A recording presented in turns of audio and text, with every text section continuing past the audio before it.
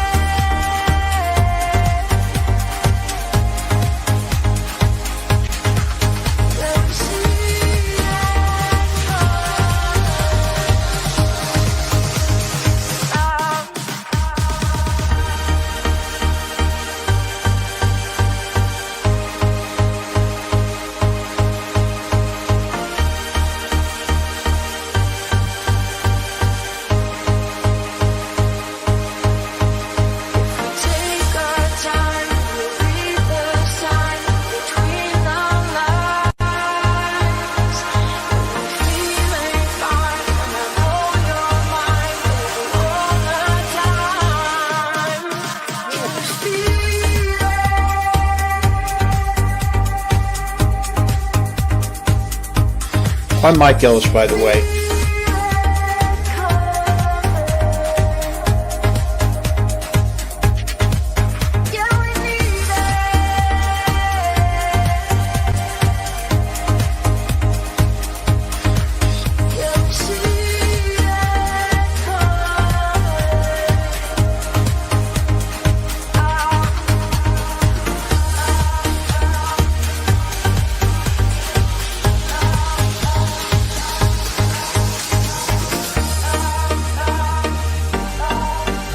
I'm Mike Ellis, by the way.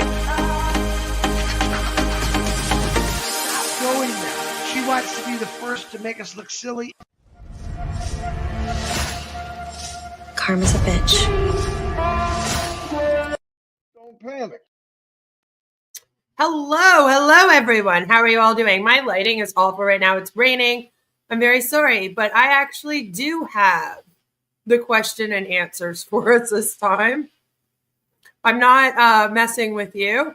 After I made a really big stink about them not posting it, they posted it shortly after. So we're going to go through it. Am I right in thinking there was a settlement with the SEC? It should have been announced today. It should have been announced already. I do not think that they settled. There is nothing on the court lister as of this morning. So I'll let you know as soon as we know something. Hello, everybody. So I promise I'm not messing with you. We actually do have it. It's quite long. This is just the question and answer session. This is not his speech. And it went longer than his speech, which normally would be a good thing, with a company. You would think, oh, okay, they sorted a bunch of stuff out. They answered a bunch of questions. They got a lot of answers. They found out what was happening in the future, right? Like, he told them the plan. He told them what happened and why it didn't happen before, all that. But when it comes to OnPassive, unfortunately, it doesn't really mean anything, does it? It's like, I feel like at the end of this, we are also going to have just as many questions, if not more, than when we started. And I feel like we're going to get a lot of Ash ranting, which may be why it's so long. It'll be great fun. Never heard about this one before. Does anyone have a TLDR about what they're about? Yes. So OnPassive is what I call a commercial cult of personality. So commercial cults are multi-level marketing companies. Most of them. I can't think of one that isn't cult-like. And it started in June of 2018. And the CEO is a guy named Ash Mufareh. He has been running scams for 20 years. Basically started in Amway and then went to GDI and then went to, there's like a whole line that he did of his own versions. It's all the same scam. It's all a system to make money with targeted traffic. And the latest scam of his, OnPassive, added in a technology element, and there was going to be AI. And that started up in 2018. They released some products in 2023, September. But that was after the SEC in August started a litigation with them where they let us know that Ash Mufareh has pocketed $108 million of the buy-in, which was $97 to buy in. They stopped accepting buy-ins in June of 2022, but they were still doing webinars every day. These guys all go live. There's a whole collection, a whole group of them. We have a lot of main characters here. Most of them you will meet today. It's a really good stream to come if it's your first time hearing about OnPassive, because you pretty much will meet all of the main characters of this scam today. So they have their top Huns, which they call themselves OFounders. And then, of course, they have the people underneath them. But this scam has never fully come into fruition. So it's an MLM that has not launched yet. It's been in pre-launch since 2018. When they released their products, it was only to be bought by their distributors. They had problems with a merchant. We found out later that they're actually being investigated for money laundering with their Dubai office. So that was probably part of the issue with their merchant. And in June of 2024, on the 27th of June, to be exact, the whole thing just kind of shut down. The website went down. They owed Amazon, AWS, $3.4 million after lying for several years that they were using their own data center, mind you. And since it shut down last year, it's kind of just been in this weird standstill. So they can't get their data back from AWS because they owe the bill. AWS shut down their site and is basically holding all of the data hostage, which means that they don't have access to any of their products, which were a few.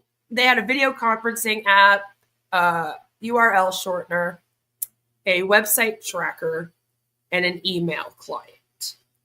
It wasn't anything spectacular.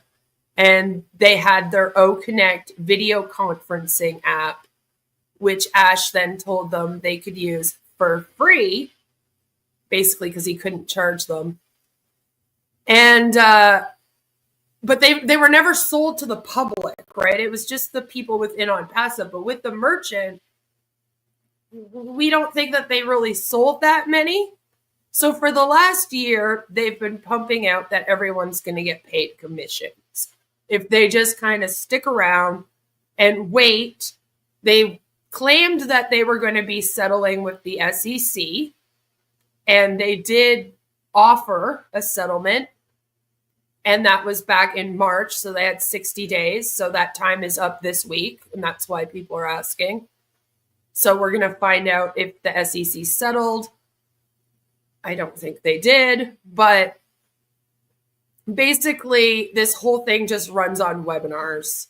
Every day, everyone does webinars all day long, and the OFounders go from YouTube channel to YouTube channel to YouTube channel.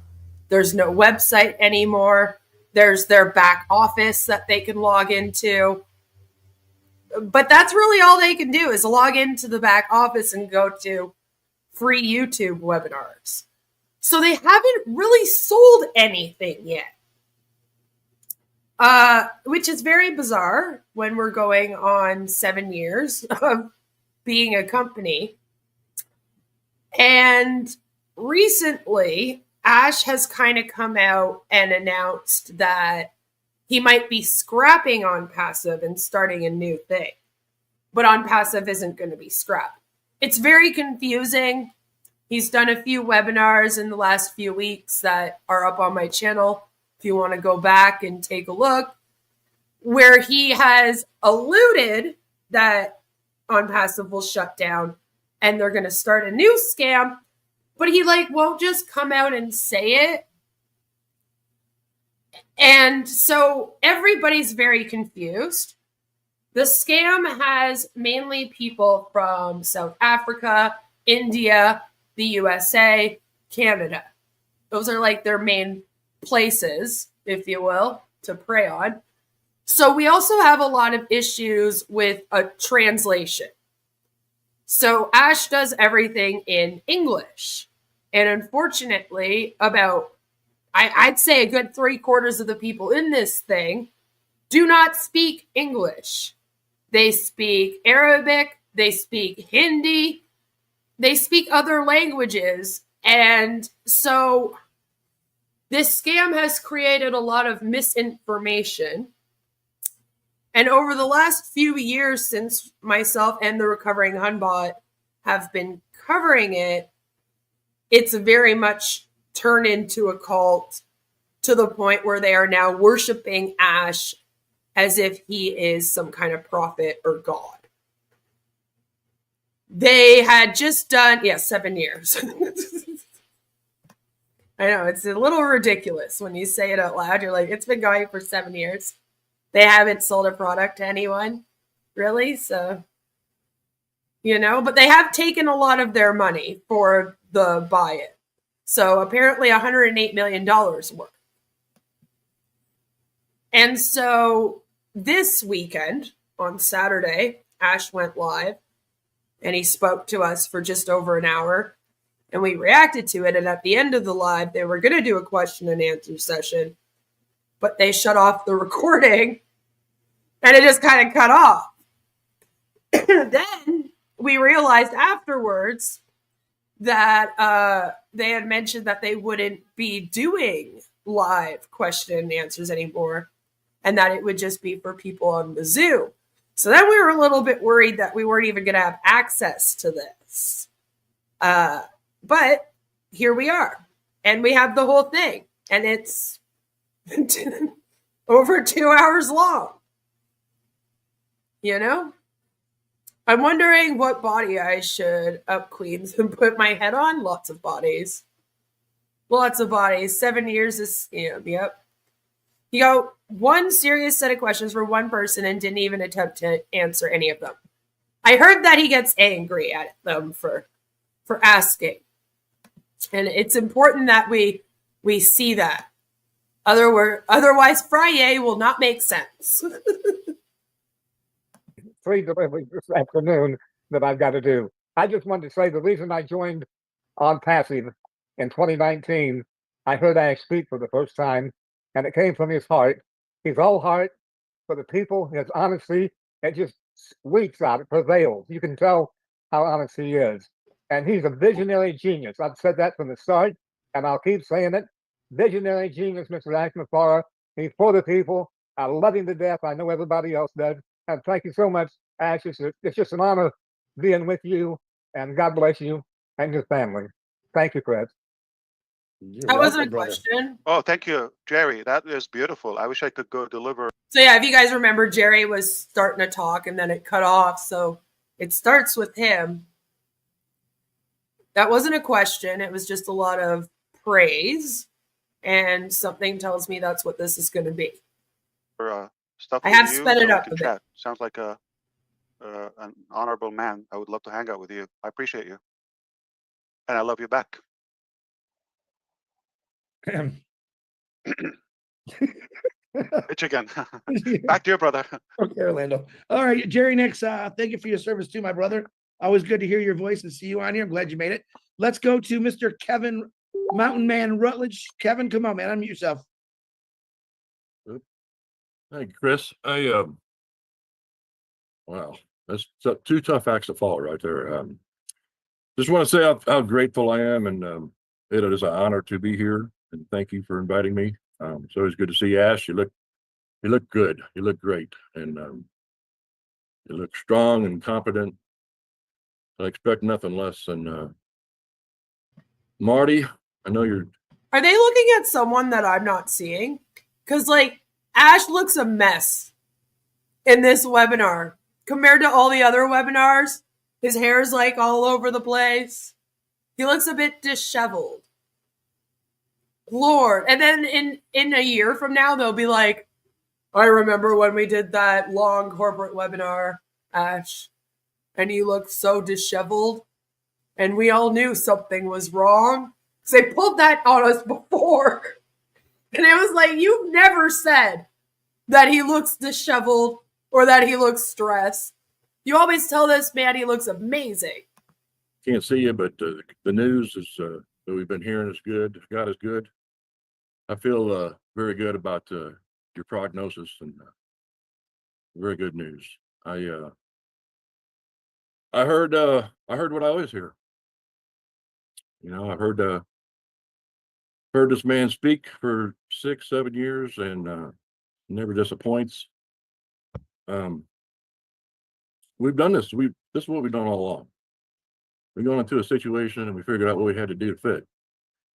And we continue. This is no different. I have full confidence in what we're doing. I felt it for a long time. At first, it was just another opportunity. It was, and that caught me at a time when it's like you don't even know what you're doing right now, because Ash came out here and he was like, "We don't have any offices, we don't have any tech team, we're not really doing anything right now. We're just kind of waiting for the SEC case to stop, and then we'll decide."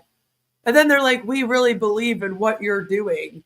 And I'm like, do you know what it is? Like, could you let us know? That's really what I was not looking for. I was about done with this whole ball game. There was something little boys that said, you know, Kev, just give it one more shot. Give it one more shot. Don't listen to that one again. And I watched and I learned and I watched and I learned. And the more little nuggets I'd pick up along the way, it was being revealed. I was starting to catch this vision. I was starting to see how, yeah, this is different, totally different. And we've had this air about us. We've had this camaraderie. One thing I'll touch on real quick. When's the first time, if you was ever in another opportunity and you had friends within that opportunity, but have you ever promoted for them? I never did. I had good friends and I never promoted for, say, Marty or helped Chris build his, you know. That was the first time I ever did anything like that was here. Because it didn't matter, because we were family, because we were all headed to the same thing and we were all going to win. And if I promoted Chris and if I made Marty look good or if I shine a light on somebody else, it only made me look better. Shine the light. It only promoted all of us. And that's who we are. You know, one. And I am ecstatic. I know I don't always look it. I'm old. Give me a break. But I'm bubbling, you know. I'm hurting. I am hurting. Not everything is right. Like one of the younger ones. You know, guess what? I wasn't promised everything to be right in my life. I'm concentrating on the things that are right, and I'm going to expand on those. I'm hooking up with the sunshine. I'm hooking up with the light.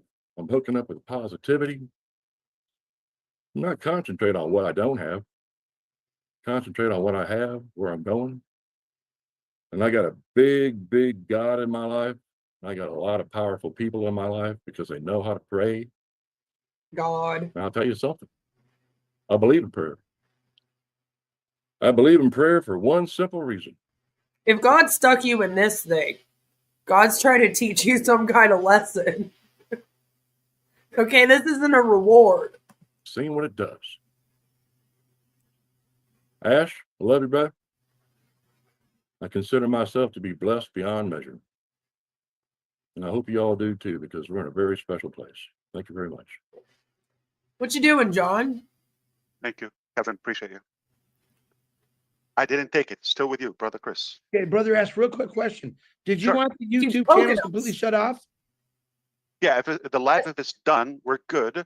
However, this is being recorded. You could just share it however you choose to afterward Okay.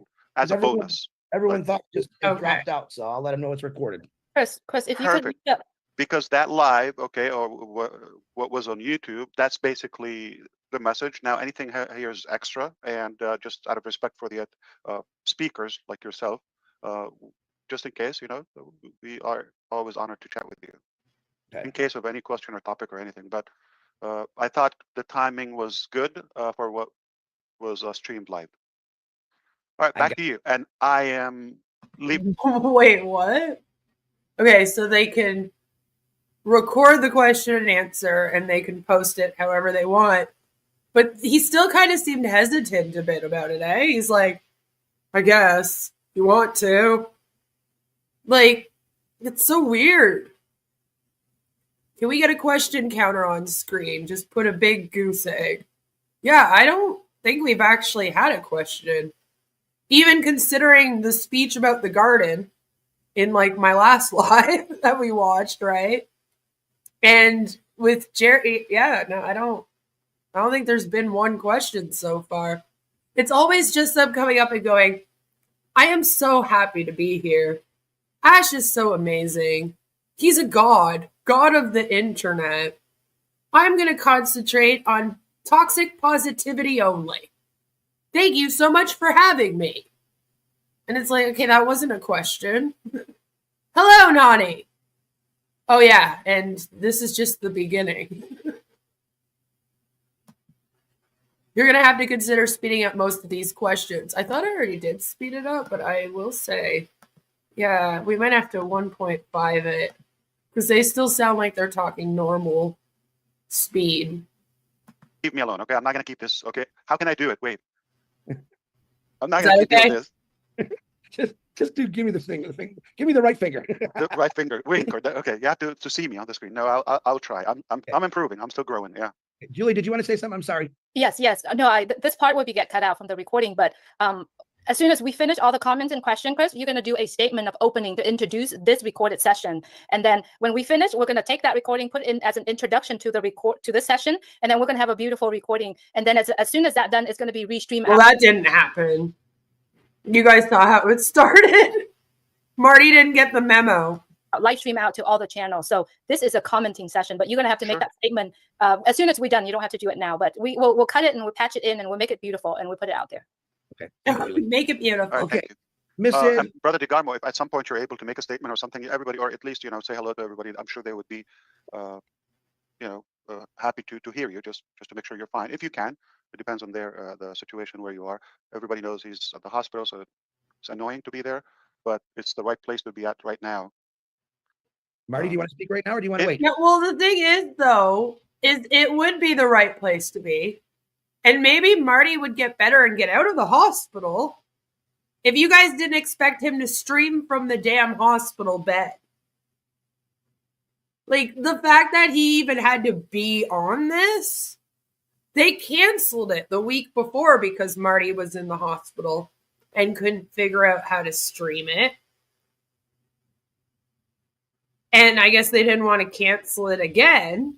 But it's like, why is Marty the only one that can put on this stream? Julie's done it before. But they acted like without Marty, this could not happen.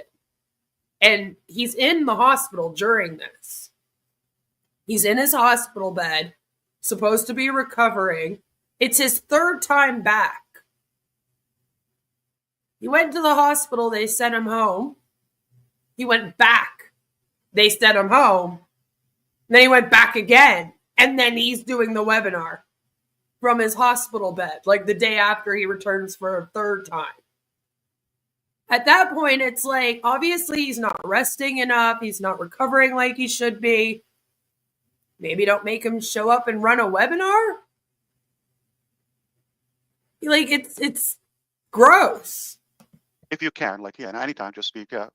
Obviously, you cannot. Yeah, if you can, Marty. But at least you have to tell us. He might have felt. He might have felt. What are you wearing? Okay, this is not being recorded, right? I hope he's got that. I hope he's got that gown on the right way. You know. All right, Marty. Okay. Text me, Marty, if you want to speak. I know what's in your head. I know what you're thinking. Okay, you had a bad graphic. Terribly. All week, man. All week. All right, we needed that laugh. All right. We did. He makes us crack up. Like we're worried about him, but he makes us laugh. Really.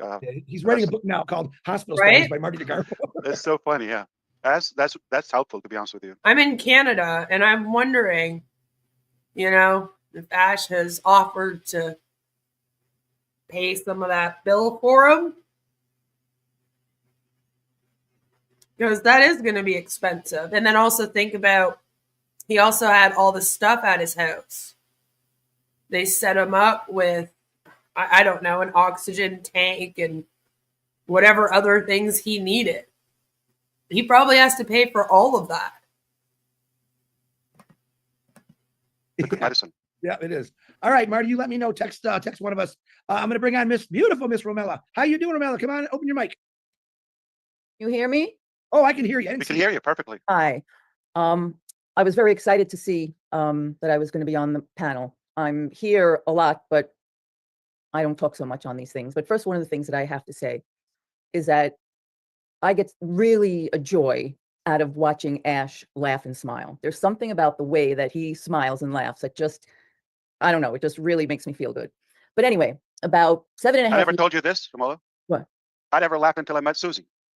I could understand. I'm kidding. I could understand. She taught me to enjoy more fun in life, yes.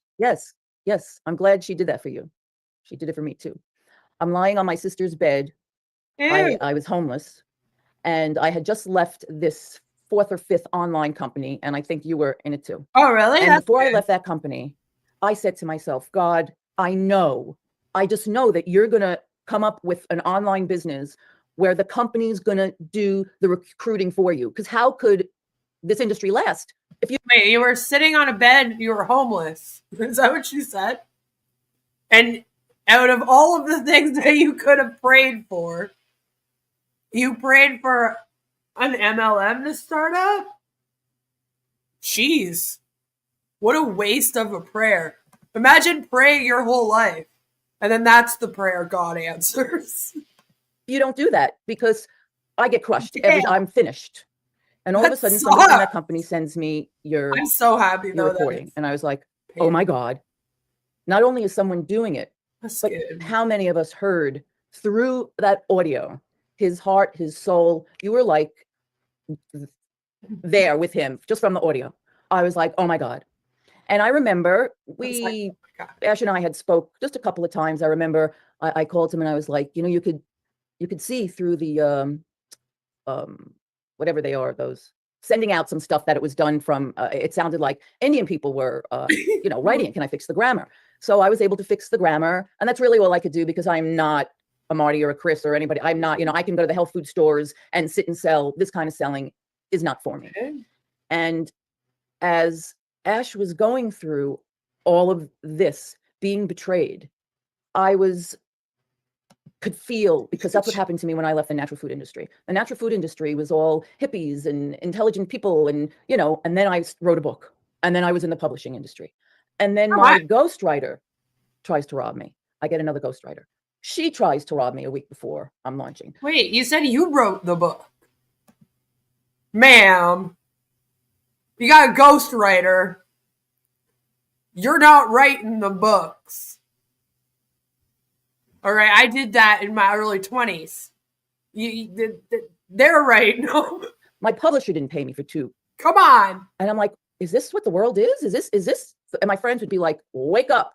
You can't trust people right away. And I was always the kind of person, everybody's my family. And they're like, it was a very, very hard thing for me, honestly, to go, wow, I can't trust people. I have to earn, they have to earn my trust. How am I going to figure this out? I mean, but thank God, that's really the way that it is. You have to, these people have to earn your trust before you can just trust them. And, Ash was like, Gandhi, he was the same animal like me. I never understand this. I'm like, so Ash earned your trust by telling you for 7 years that he was going to launch this company, that he had all these products done. Since 2020, he said that all 50 of them were done, ready to go. Always making deadlines and then not doing any of it. Not one thing. Not even one of them. Not even one. How does that gain your trust? I feel like that would do the opposite. Because when I first started here covering this, I was like, eventually this man has to get it right. I was like, it's not going to be several years of us sitting here. Like, surely in the next few months or so, he's going to come out with something. And then no.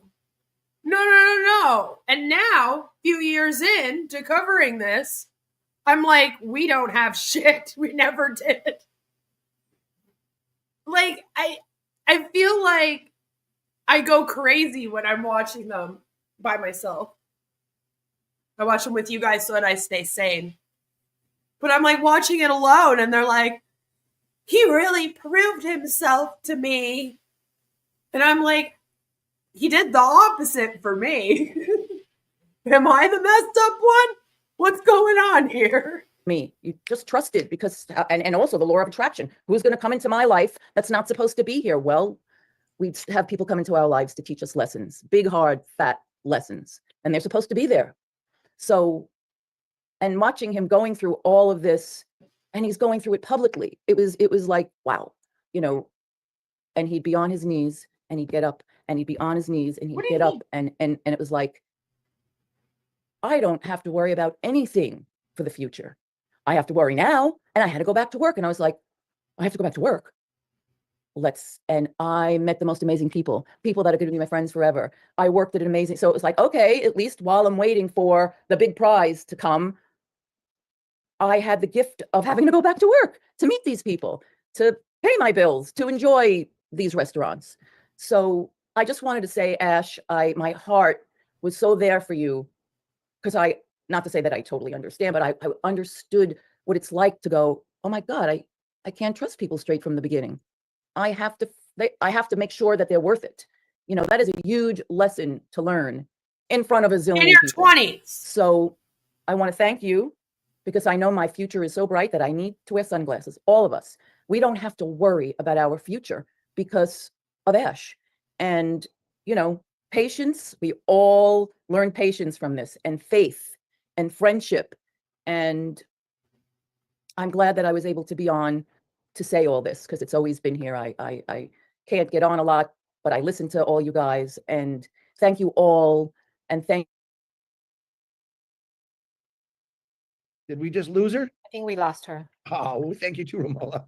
I don't know if she's Oh. gonna be able to get back She in. clicked the wrong button somehow. Yes, she did. Okay. Well, that was No very, problem. very nice what she said. Very nice. Mr. David Dacrozeski, my brother, unmute yourself, please. Hello. Just got a couple of things I wanted to say, but I wanted to start out with I was talking to Pat Parent this morning, and she asked me to say hello, and she's to Ash and everybody, and she sends her love and prayers to Ash and his family, as do I every night. Thank you, David, and thank you, Pat. Appreciate it. Every Oh, night. my pleasure, brother. Thank you. Thank you for everything. Indeed. You know, It's so weird too how they tell him that. Like they really do think that if they tell Ash, I pray for you every night, I'm here on every webinar, that's going to get them ahead somehow. And it's not. What a waste of time. like everybody else, initially I got here, for the money, but I started listening, I got here when there For was the only two money. videos, that you had made, and I was listening to Audios. the audios. Yeah. Sorry. I'm a carpenter and a tattooist. This stuff is out of my. To be clear, video was invented then, okay, but they were just audio recordings. Yeah. Okay. You I did also a put that video impression they were recording. so old that we still didn't have videos. I don't know what he's talking about. His first announcing of OnPassive, we've reacted to. We've gone back and reacted to it. It was, only his voice. He wasn't on the camera. But he did show us his screen. And at that time, they had their little website, and he was going through it. So that would be a video. Most people would consider that a video. Sorry, I didn't mean to make it sound like that. But I started listening to you, and I started listening to your heart. I listened to your words, but I started listening to your heart, your integrity, and your intentions. And turning out that the first version of OnPassive turns out to be just the first version. That's okay. I got to say, I give you a lot of respect and love for being able to come out, 300. with dignity, honor, and self-respect, and tell 1.4 million plus people that, we had some problems and we're regrouping. I learned a few things, but I'm coming back like an Avenger. I look at you as our version of Tony Stark. I think you're awesome. No, we have the Avengers, not you. I think about all the people with the haters and the people talking smack. I don't know why they have to do. They don't have the Avengers. We have the Avengers. We have the crypto Ponzi scheme Avengers on our side. Just had to make that clear. That I really don't. It's just, they chose to be here. The fact that the first version of OnPassive is going by the wayside, it's okay. Because honestly, what I invested, not one money, which actually we got back, and I have nothing invested here. I just, I just, you always over deliver. I want to check this out. Hold on. Yeah, and what we need to do is just shut up, be quiet, like you said. Let you do the talking, let you do the promotions, and what we need to do is just stay calm, keep our mouth shut, and let's worry about what we're going to be doing. Hide your wallet. You're not going to be harmed. Okay, I wanted to tell Romola the same, but you probably would hear it. You don't ever expect that we're going to cause any harm to you, whether it's money or time loss. We are going to make sure that your time is well worth it. Okay, and Ash, you pocketed the $108 million that you made with this thing that could have paid for the production of your products, by the way. And then you spent it all on yourself. Then you tried to get the case dismissed and told them that you didn't steal the money. You actually just worked really, really hard and deserved it. And then you're sitting here going, I will never hurt you. What, again? Again? A second time? It's like you already hurt them. You took all their money, spent it on yourself, and now you got nothing. Like, you could have built 50 O-Connects for the cost of that. My pledge is constantly that we're going to bring the most possible value to you. And if you were talking about commissions and all of that, to be honest, David, I wish there are no restrictions. My wish or intention is to give what I want to give, or the way I want to give is kind of like illegal. It's that crazy, okay?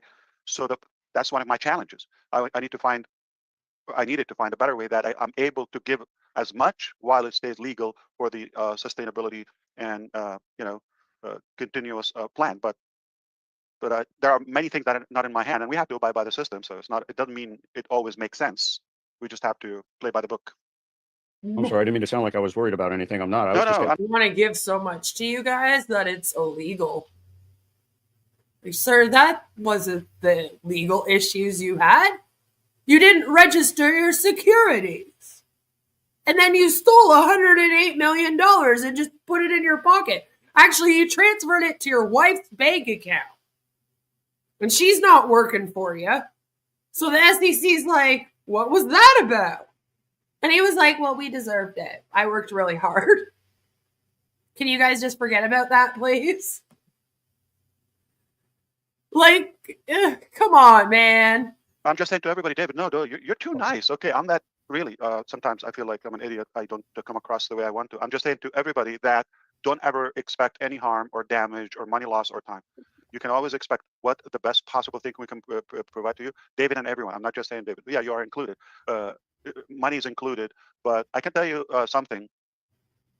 I promise you something, that you have a good brother and a good friend for life. Okay, never gonna disappoint you. That's not what I wanted. Oh, it means the world to me, Ash. It does. I wanted a business. I said I can just you and your vision. I'm not gonna be low throughout the session for sure, brother Chris. I may be high.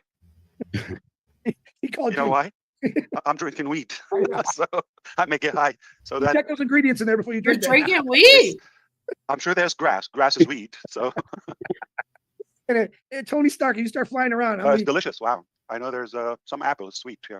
Have you ever been called Tony Stark before? No. Yeah. Well, just don't fly around, okay? Because I'm out of here if you start flying. I don't think he's drinking weed. I've smoked some today, but I don't think he's drinking any. I think he's just making a joke because he says there's grass in it. Although either way, that's where their money's going. Okay. Thank you very much, David. Appreciate you, brother. Yeah. Next, may I say something, brother Chris? Now, on a serious note, if anybody has a question, okay, or something in regards to the business, I appreciate the comments and the compliments and all of that. Of course, I'm interested.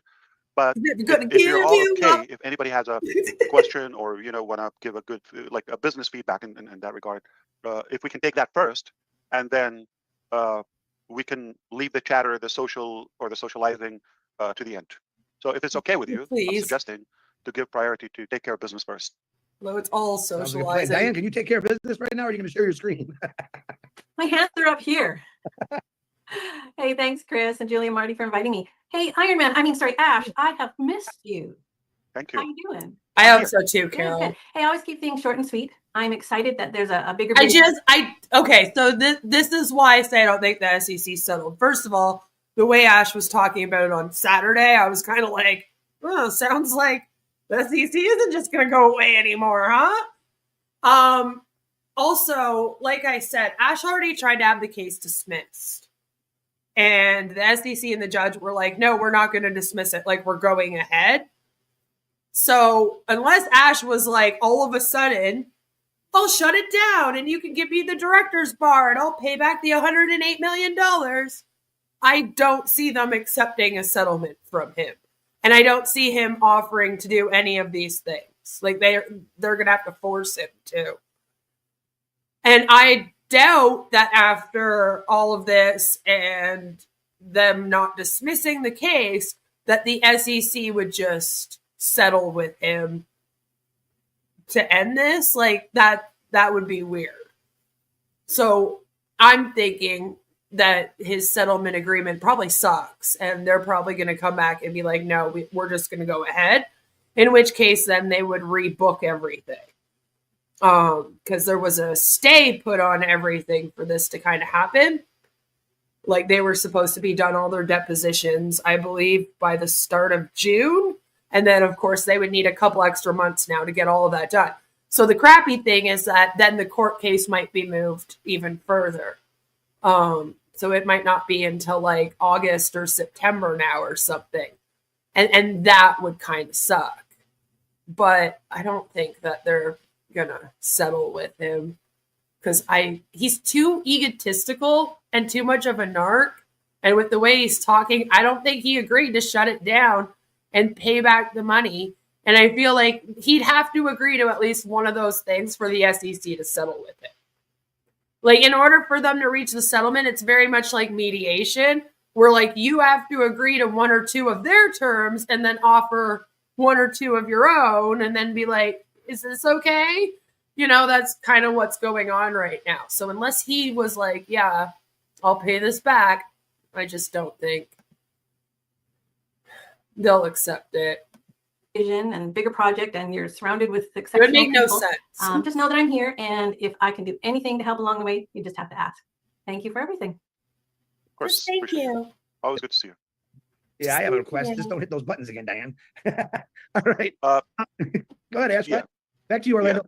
Julie, you are a co-host, so you see the share, okay, screen. If you click that, okay, just don't allow multiple people. Just like keep it for the host, and that's. Okay, well, Julie's the co-host. Is that because Marty's the host? But like, if she's running it, then again, why did Marty have to be there? Yeah.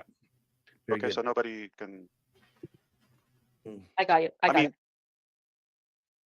Brother DeGarmo said that he's having a treatment at the moment, so obviously he was listening, but hopefully he will chime in when he can. All right, back to you. Because we have a question coming up on Moonsoon, Chris. Of course. Well, she's next. Miss Moonson, come on, unmute yourself. Assalamu alaikum, Brother Ash. Hope you are fine. Is that real name? Like Moon and Sun? Wow. Yeah. What is that? Here we go. Did you realize our name, everybody? I heard that this was the only question. And yeah, her name is Moonson.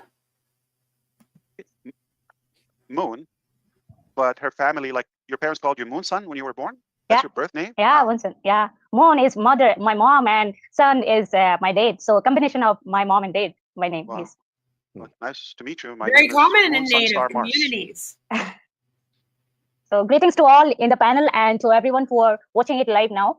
So actually, I had 3 things to ask you, Ash. Of course. First You're from part India, right? Yeah. 3. First part are a few questions, and the other part is a request. So my first question is, as you said in the last webinar that this is new project is totally a different one from OnPassive. So will you throw some light as to how the founding members who have purchased products earlier will be placed in this project, or all the founding members will be treated as same initially? My Have second you talked to question. Neeraj before you come here? No. Okay.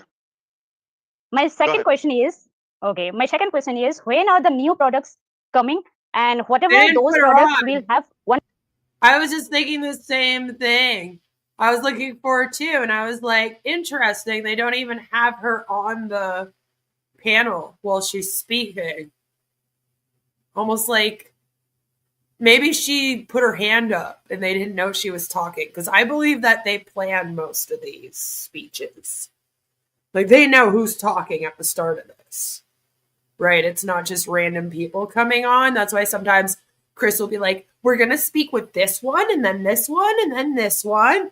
It's because it's very much planned. And I wonder if she maybe just put her hand up and maybe they accidentally took it. One-time purchase option or monthly?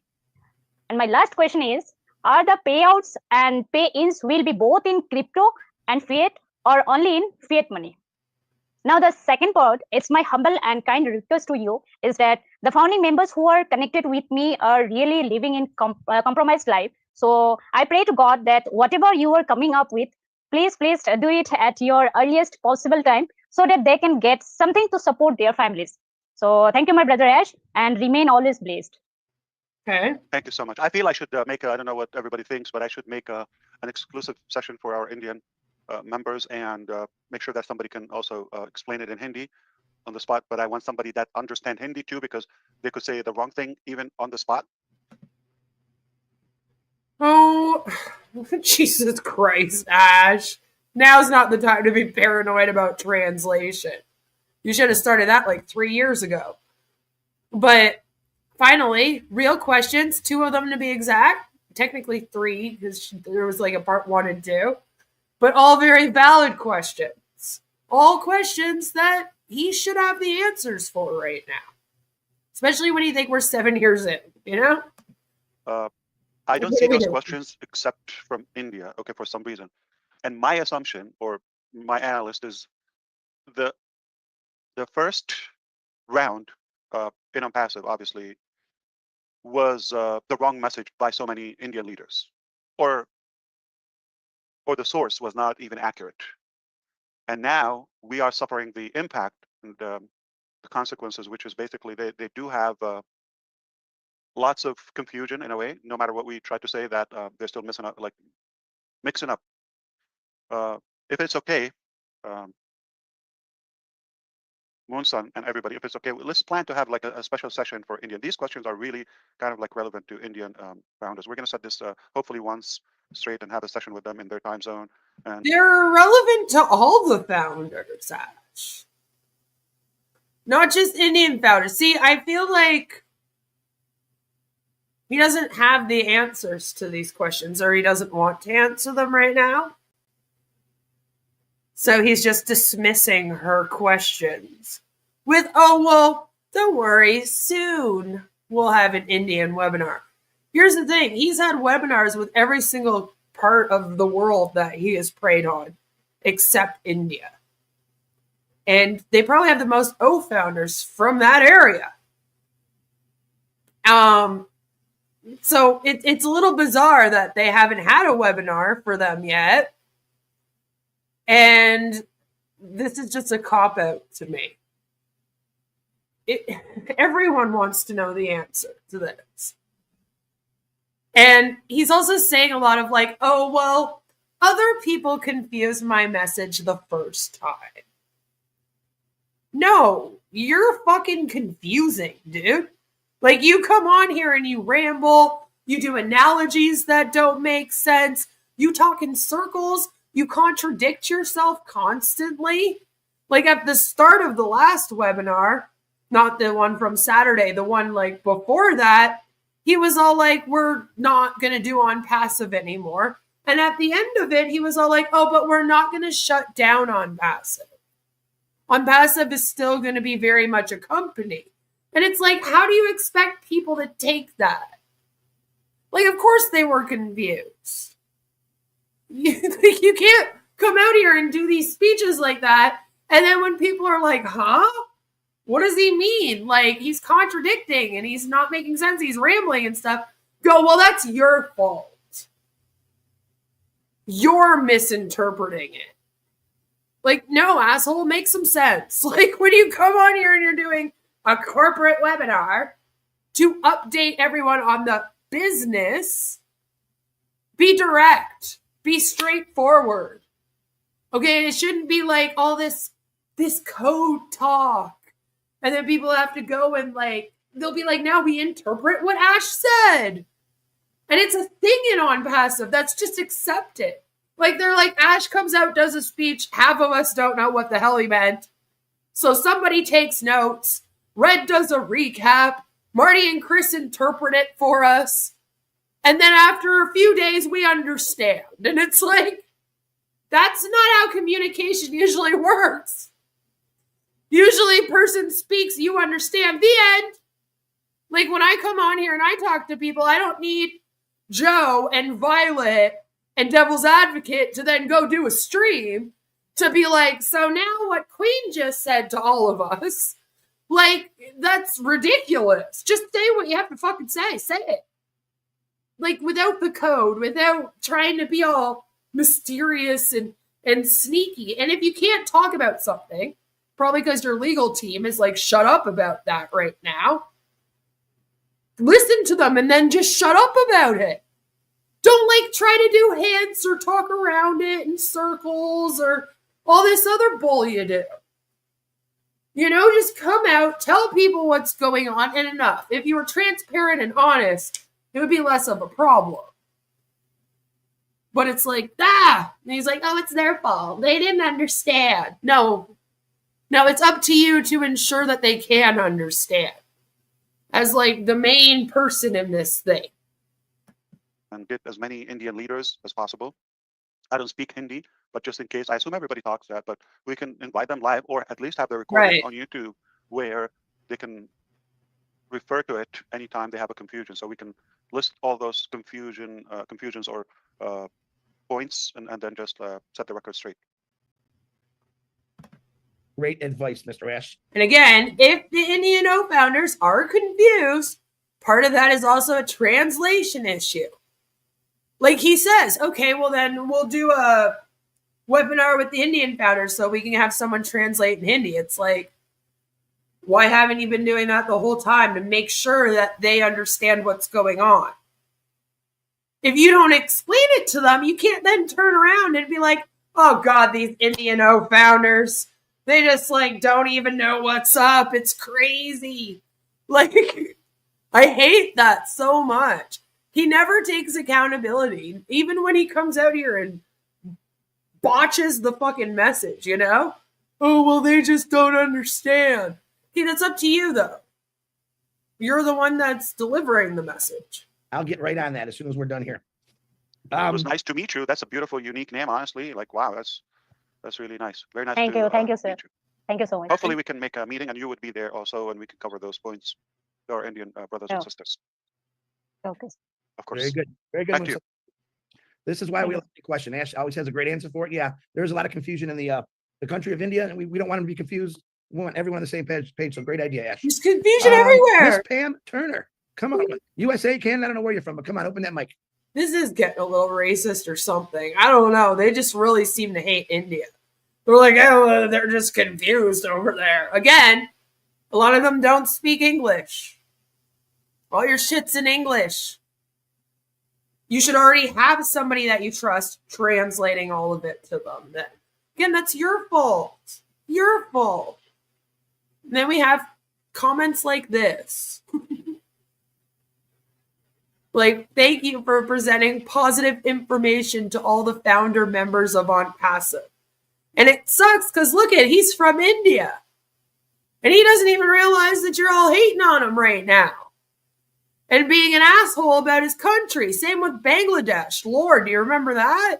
He was like, I hate the people there. They're all awful people. And then there's like people in the chat that are like, Ash, I love you so much from Bangladesh. You're like, oh my God. Like, these people need to all get away from this man.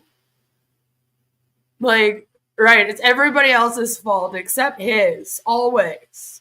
And it's like, but you can't even blame them for that. Like, what they do wrong? Listen to what you said and try to repeat it, but you make no sense.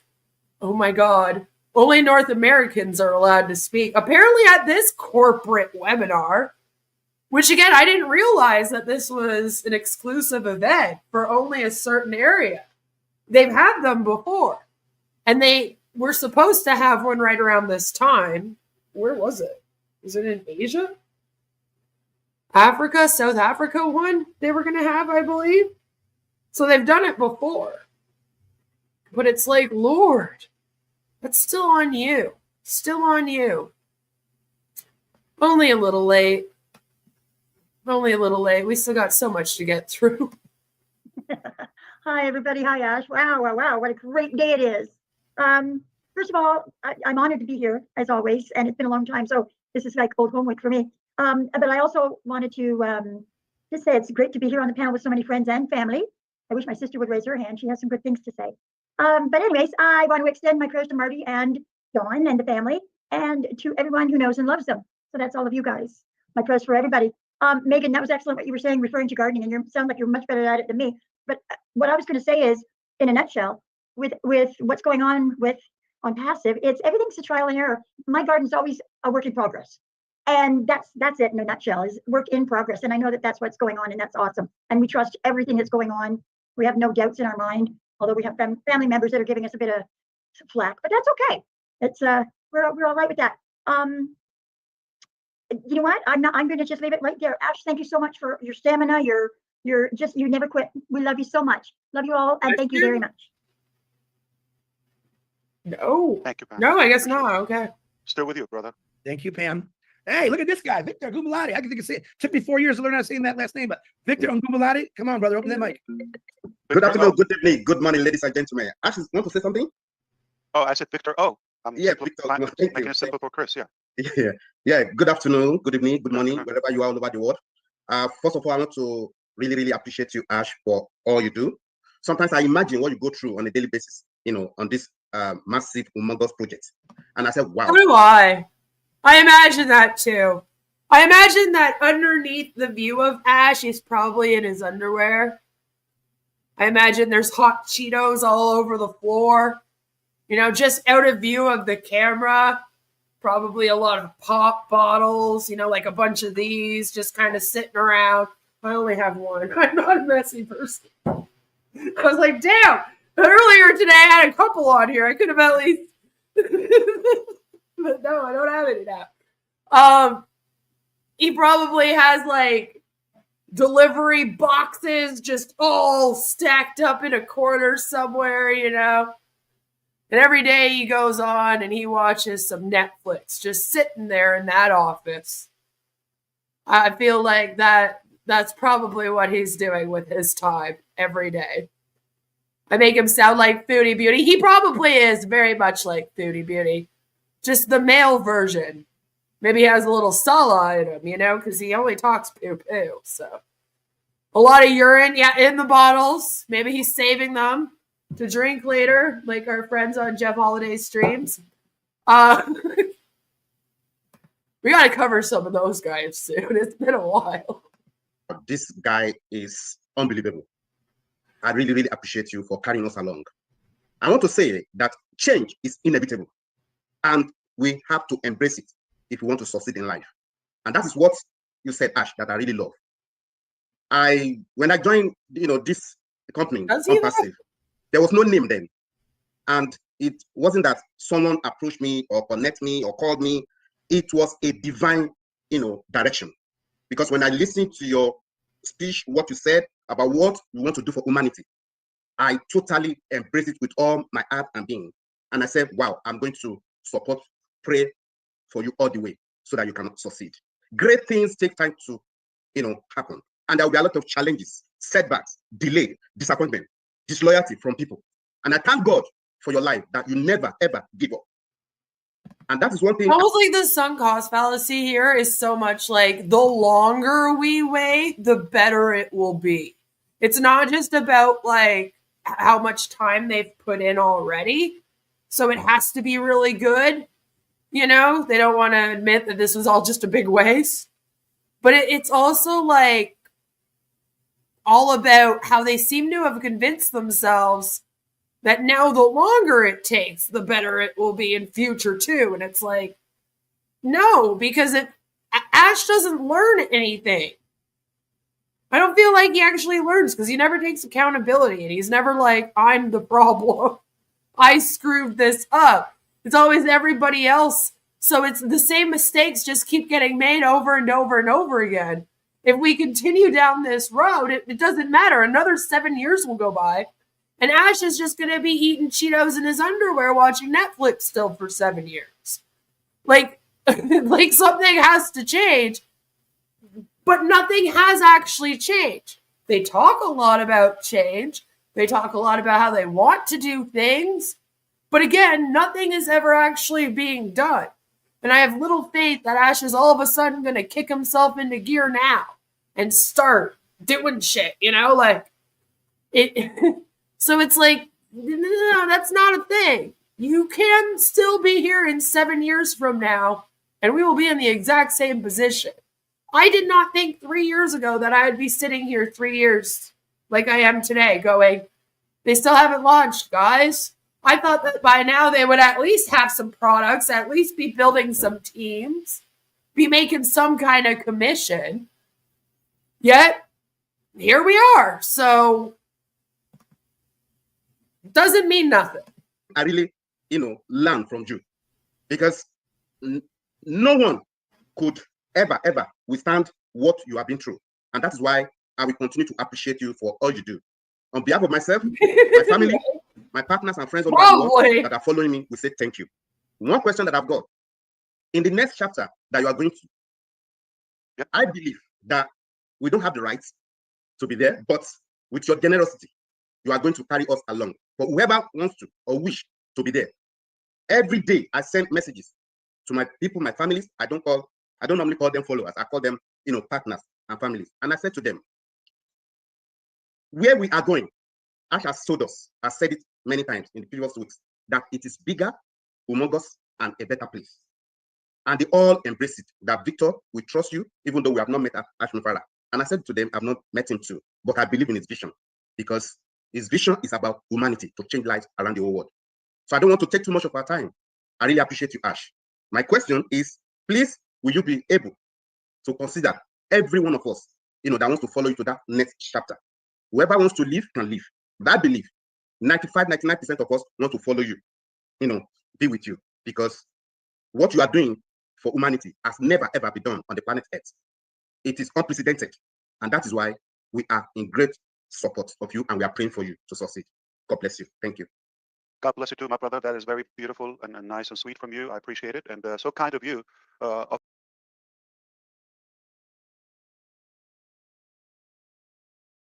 Oh, sorry, guys. For some reason, it stopped the screen. I don't know why I did that. Not supposed to do that. You know, a higher ground and to succeed with them. Many deserving people. You've done Let's do amazingly this. well in the first round, and your efforts are, you know, they still speak loud. And obviously, we're known for something. I have to say, if you allow me to be arrogant sometimes, I don't say much about this, but I have met generous people, or have read or seen generous people, but I have not met or known in real life now, in this day, or today's life, that can compete with my generosity. If that's enough, I think you can expect, you know, we will always do what's good. And Okay, so Ash's generosity comes from him giving them OConnect for several months. He claimed, and like Chris Johnson and Marty DeGarmo and Red Redford all claimed, that he was paying $10,000 per user per month, I think it was. It might have even been week. I don't even know. It was something ridiculous.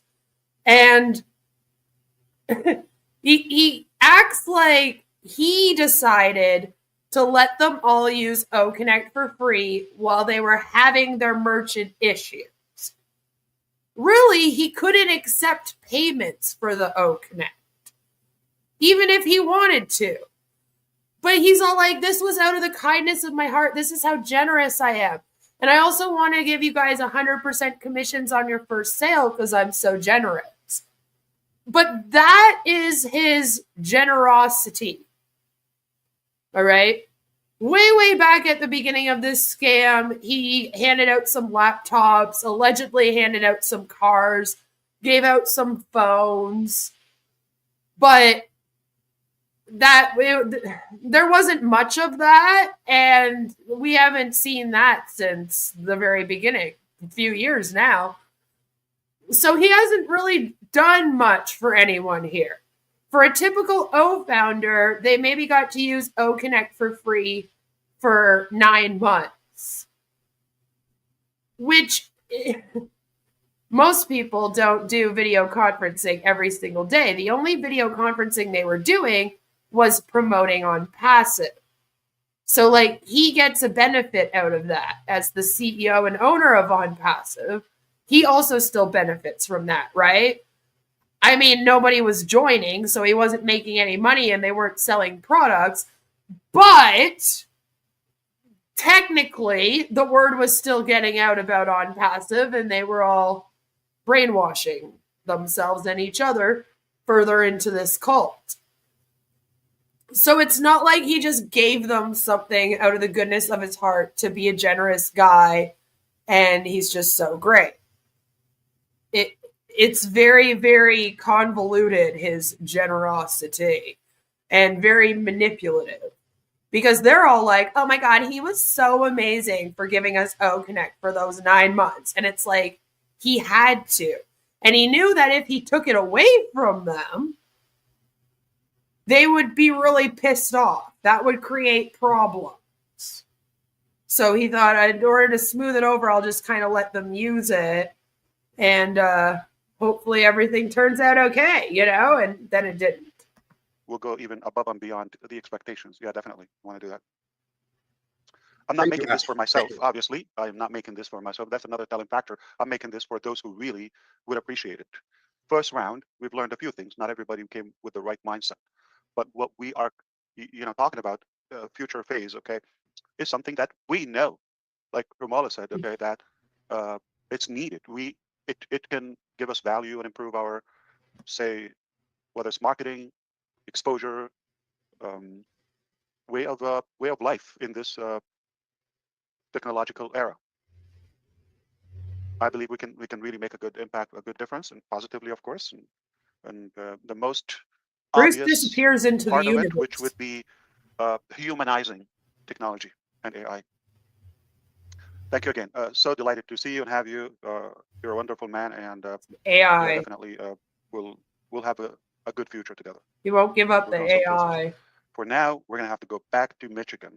So. Hey guys, real quick. Of course, we love it. Ash loves all the nice comments. But anyone that has any questions, look in your camera right now. If you have a question, do this with your hands, and I will call you. Yeah. Susie and Collins. So Collins, I'm going to be a gentleman. I'm going to let Susie go first, and then I'm going to bring Collins on. So yeah, brother, whether What about whether it's a Julie? question Julie? or a suggested topic to be addressed, or a feedback in regards of the like the business details of the update. So we said. What? So raise your red flag or whatever when you want to speak. Yeah. Red flag. Red flag. Heart. If you do want a chance of getting back your money with Mr. Ash, I suggest going to sec.gov and letting them know that you have paid into OnPassive. And when this all goes through, there will be a way that they will ask people to get a hold of them if they win the case and end up wanting to retrieve the money.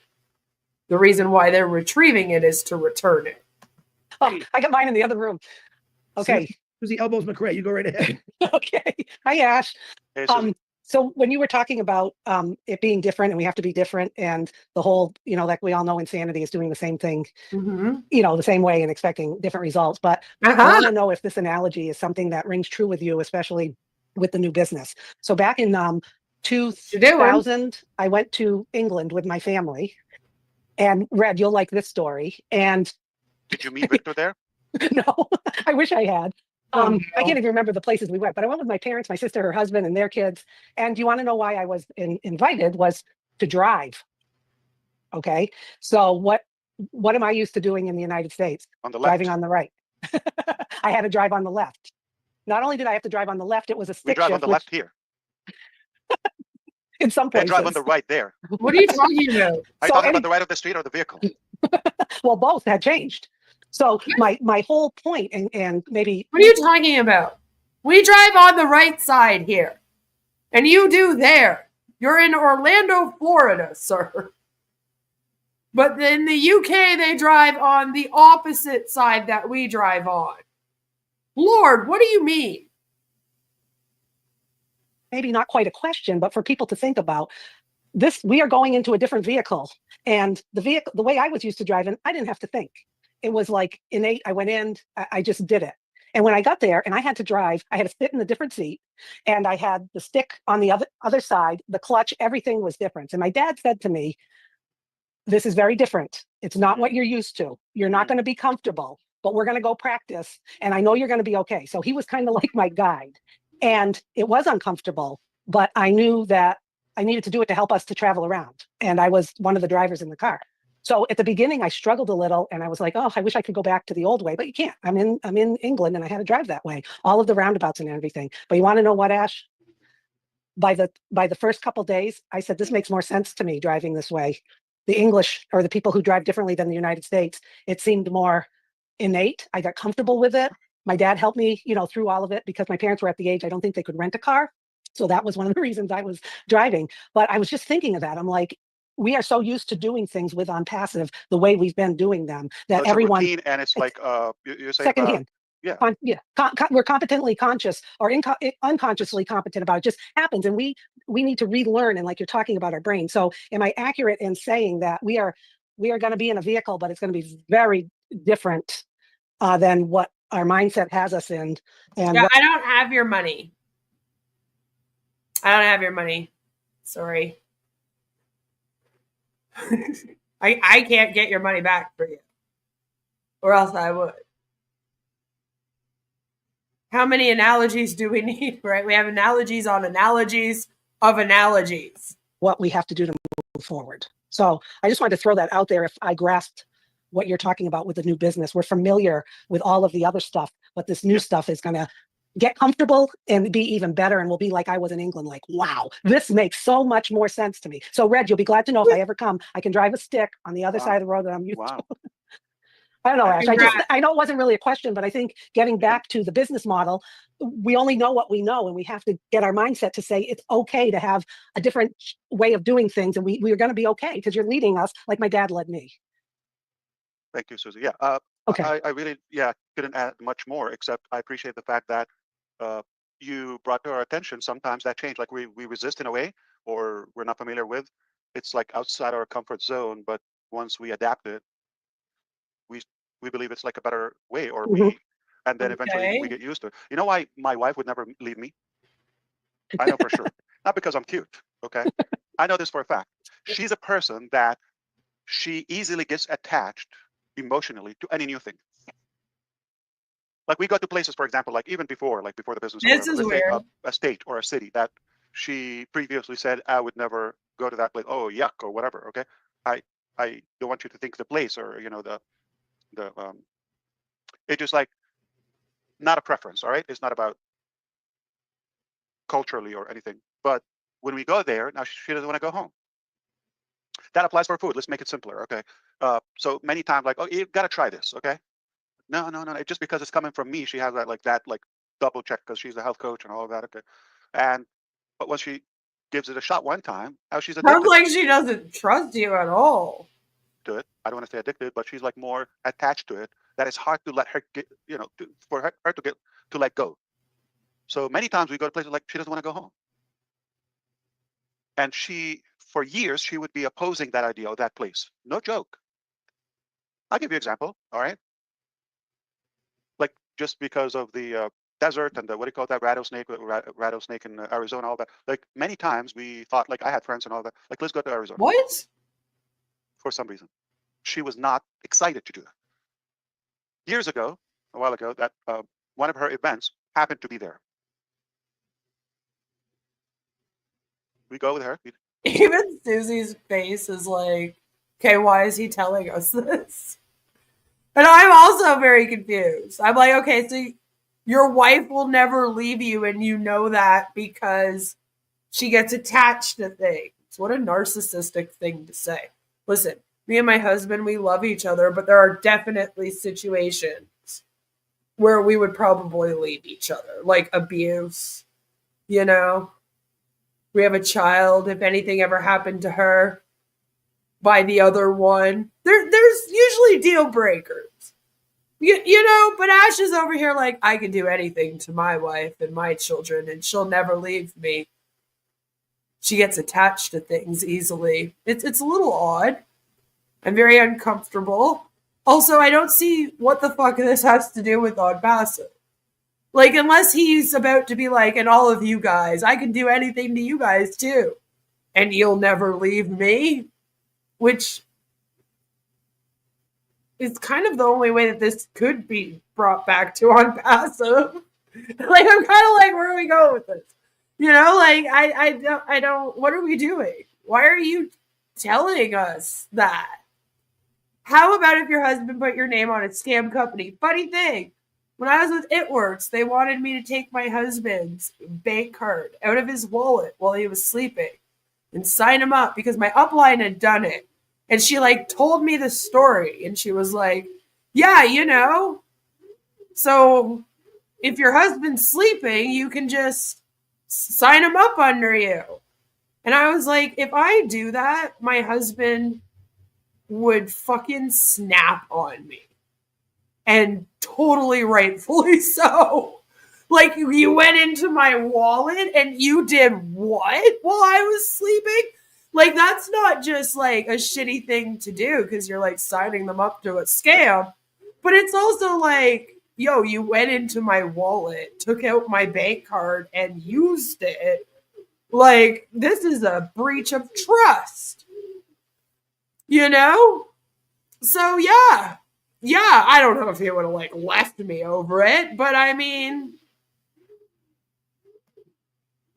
he would have had a good reason. You know? Like, I think if he was like, yeah, I left my wife because she stole money right from my wallet while I was sleeping, most people would be like, oh yeah, no, that's definitely a problem, you know? So, and then that's the thing. I don't know if she's completely aware of everything. Like, we've never seen Mrs. Mufara. We've seen her in pictures. Like, she exists. We've seen the kids in pictures. I don't really want to go like putting them all over the place because like she doesn't appear. She doesn't appear. So sometimes I'm like, does she know that she's a part of this thing? Because he put her name on the Dubai office as well. You know? So I'm kind of like, is she also in trouble now? You know? I don't know. I guess we'll find out. But she's never been on a webinar. Stay there. We don't want the details, but at the end of the trip, she was thinking, I don't mind if you want to buy a house here. She doesn't want to go. Yeah. Scottsdale or whatever. I'm sure you know Julie and now Brother Peter. But to the point is like, I would take this. And now it's given me more power every time I want to convince her about some new idea, whether it's place, food, a trip, anything, or a project. Okay. I say, how many times did it happen before? But we still have that resistance at first. Trust me, give it a shot. Yeah. Then we go again, and now it's hard to go back. Like, it's like, come on, let go. We're going to go. Sometimes we go to a place like a few hours and like she doesn't want to go back home. So it's that emotional thing. And I understand, our brothers and sisters in India, they're emotional, like in general, they're emotional. So they get attached to the name, to the brand, to a certain thing, like they're accustomed to. That's it. But trust me, where we're taking you is a lot better. If you like this in the first place, and I'm telling you, who made OnPassive? Who founded OnPassive? Somebody's telling you, I got something better. You trust that, humble man. And who's more attached to the name? We came up with the name, right? But if I tell you, yeah, even the name, you're going to thank us for the next phase. All right. So I love the injection here and the input. Sometimes change is a choice, and sometimes it's necessary. In our case, we must. John, you need to stop using your phone. You're driving me nuts. Change. We must change. There's no possibility we stay the way we are. We have to change. All right, back to you. Susie, you're all set? It's the whole time. Yeah, I'm good. I just want to say, Ash, an inside joke. That's how nerds can be. Resistant. Stop playing Candy Crush, John. Yeah, not easy. I know. Okay. All right. Love you. Yeah. Love you too. Yeah. Nerd getting all kind of name calling today.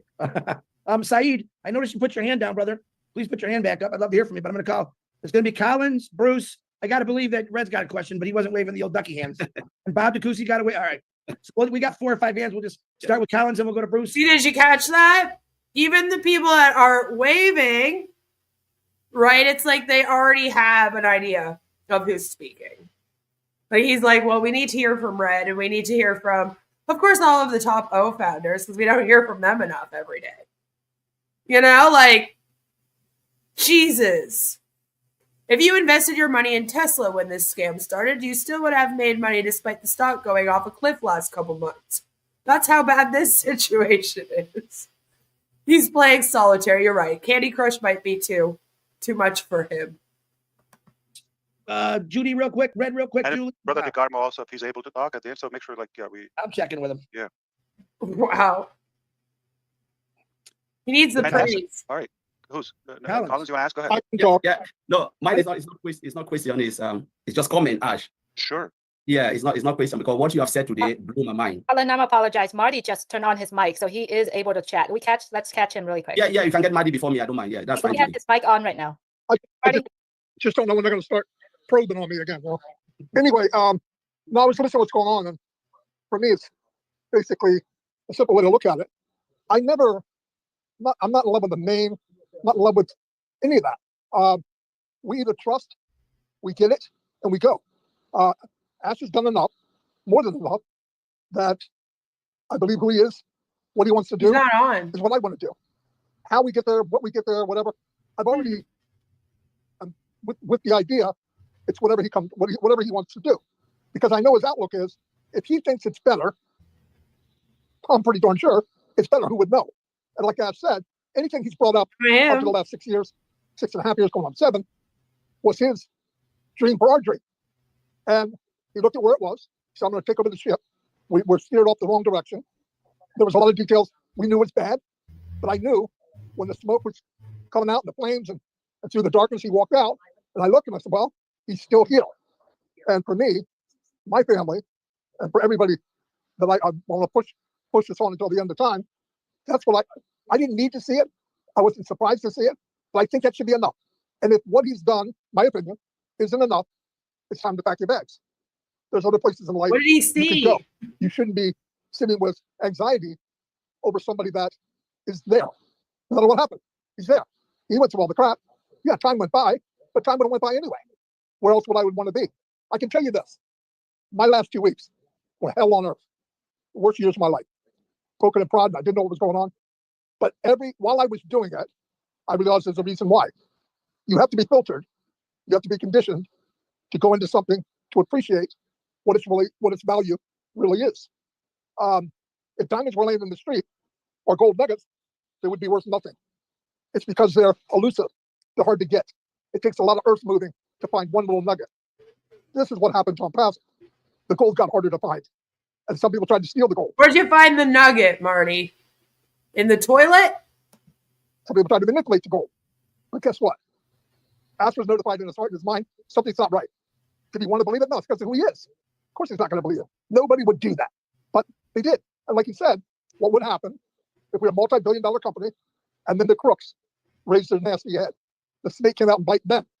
But what happened? It happened when it was meant to happen. It happened during the journey because even God himself knew this isn't going to be good enough with those people. The concept didn't change. Nothing changed. The vehicle changed. Where we're going, how we're going has changed.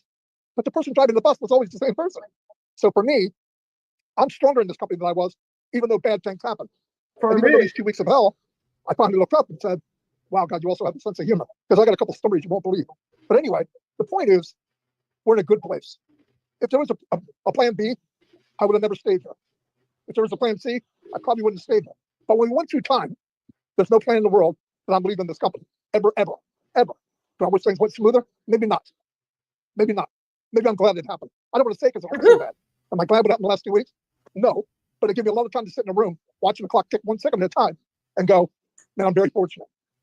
I got to stop wasting time on things that don't matter. Time's too short. You appear for a short time and then you vanish away. We're just renters here.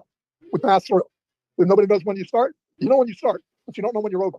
So I learned that, and I learned where I am with Mr. Midbar and all of you, all the prayers, all my children are calling me. Jay, you won't believe how many people know who you are. I said, yeah, I didn't discuss it. Anyway, but I said, no, that's what I'm part of. And they got to learn that. Would that happen if this didn't happen to me?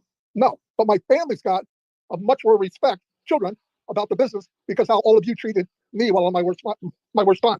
So there's a lesson to learn everywhere. But we need to walk out proud. I don't want, even if it's my Uncle Bob, walking through the doors of this company after all this time, if they don't have the right. This is a privilege. It's not you deserve it. We deserve nothing. I paid $90-some, 143.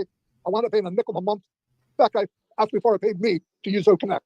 What can I even fall back on where I can say I wasn't treated right? You're on like Zoom. a spoiled kid. And what happened the last 2 years? I met people I would have never met if this journey didn't go as long as it's gone. So look at the good stuff. The good stuff, by the way, the good stuff outweighs the bad. Way, way, way, way more. But if you're concentrated on, well, I got a question about this, a question about that, like I said, you got a question about nothing. You don't know what it is. How can I ask a question about, but I don't care. I want it to be right. I want when we go, we're all proud. I want to see Ash smile. He's the one that went through the crap. And when all that happens, we're going to have a lot of fun. Anyway, that's all I got. Thank you. Thank you, brother. Don't go. Hang in there because I've got a couple questions and one request. Wow. Quickly, do you feel today? You feel the best, like you felt in the last week or so? Oh yeah, no doubt. Okay. We know you slept good for the first time last night. Yeah. Okay, or at least the best in the last time. Okay. You feel like you will sleep again tonight? Yeah. Because that's gonna help. Okay, perfect. All right. And by the way, it sounds like 2 weeks. Okay. And technically, it's only 1 week because it happened on Easter Day, if you recall, the 20th. Okay, today's the 28th. Feels like 10 weeks. And minus 2 days or 3 days you slept at home. So, all right, you need to promise us to stay there and not to try to go home and rush going home before you heal 100%. And you can breathe on your own. Yeah. Okay, Julie, make sure that is recorded and you put that viral. Okay, put it on YouTube. We love you, brother, and this wouldn't be the same without you. On a serious note, okay, you are one of the most wanted people and desired to go, as I spoke with Brother Victor, to go to the next chapter. Thank you. And you're going to have the driver's seat. Okay. All right. Now you hear that? So they're starting the elitism here. Remember, Ash is going to invite people by invitation now going forward. He just told Marty he gets a front row seat, basically. He'll be in the driver's seat. And it's like, that's fine for these people. Again. But if you're just Joe Smo, who lives in like Oklahoma, and you signed up for this thing, and, you know, maybe you make it to the webinars, but you work full time or something, so you can't be on the panel constantly. You know, that doesn't do anything for you. You're probably not invited. So most of the people that join this thing that think that they're going to get money coming in, they're not going to be invited, apparently, to the new one. And it's like they're not understanding what's happening. Thank you. Love you, brother. Take care. Love you back. Back to you, handsome brother. What side of the road is he going to be driving on? All right. Let's go back to. I'm happy because he's back. Well, he's not all the way back. Yeah. Yet, but Collins, my brother. Glad, yeah.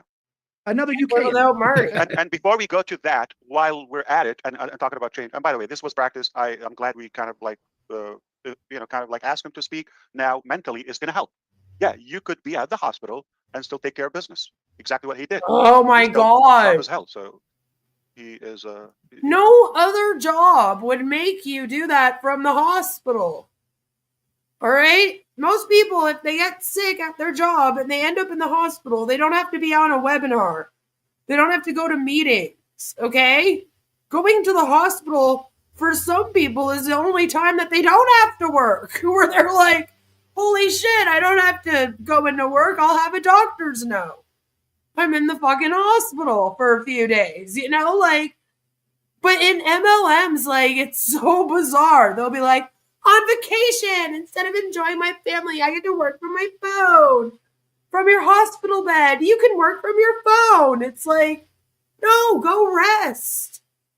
That's not a flex. That's an awful thing.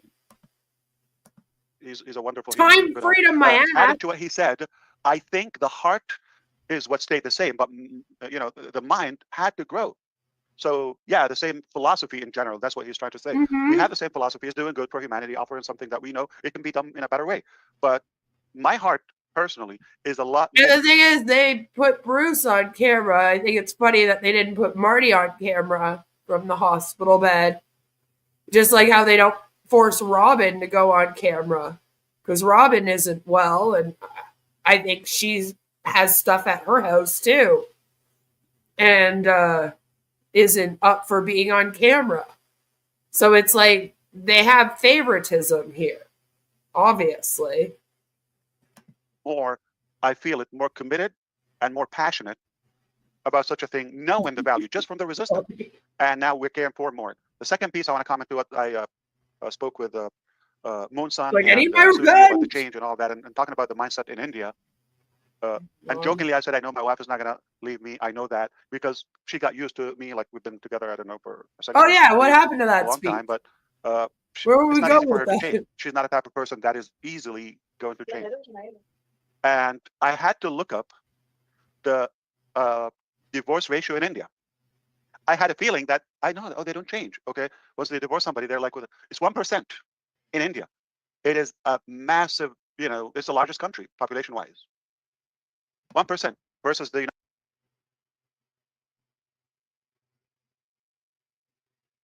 There's reason for that. One of the large reasons is because women can't divorce there in many areas. Women do not have rights. There's a whole lot of other reasons why this is. Unfortunately, it does not just mean that in India, marriages are happier so people stay together more and don't divorce. I don't think I need to go into details about all the reasons why. Not really up for a whole breakdown of that right now.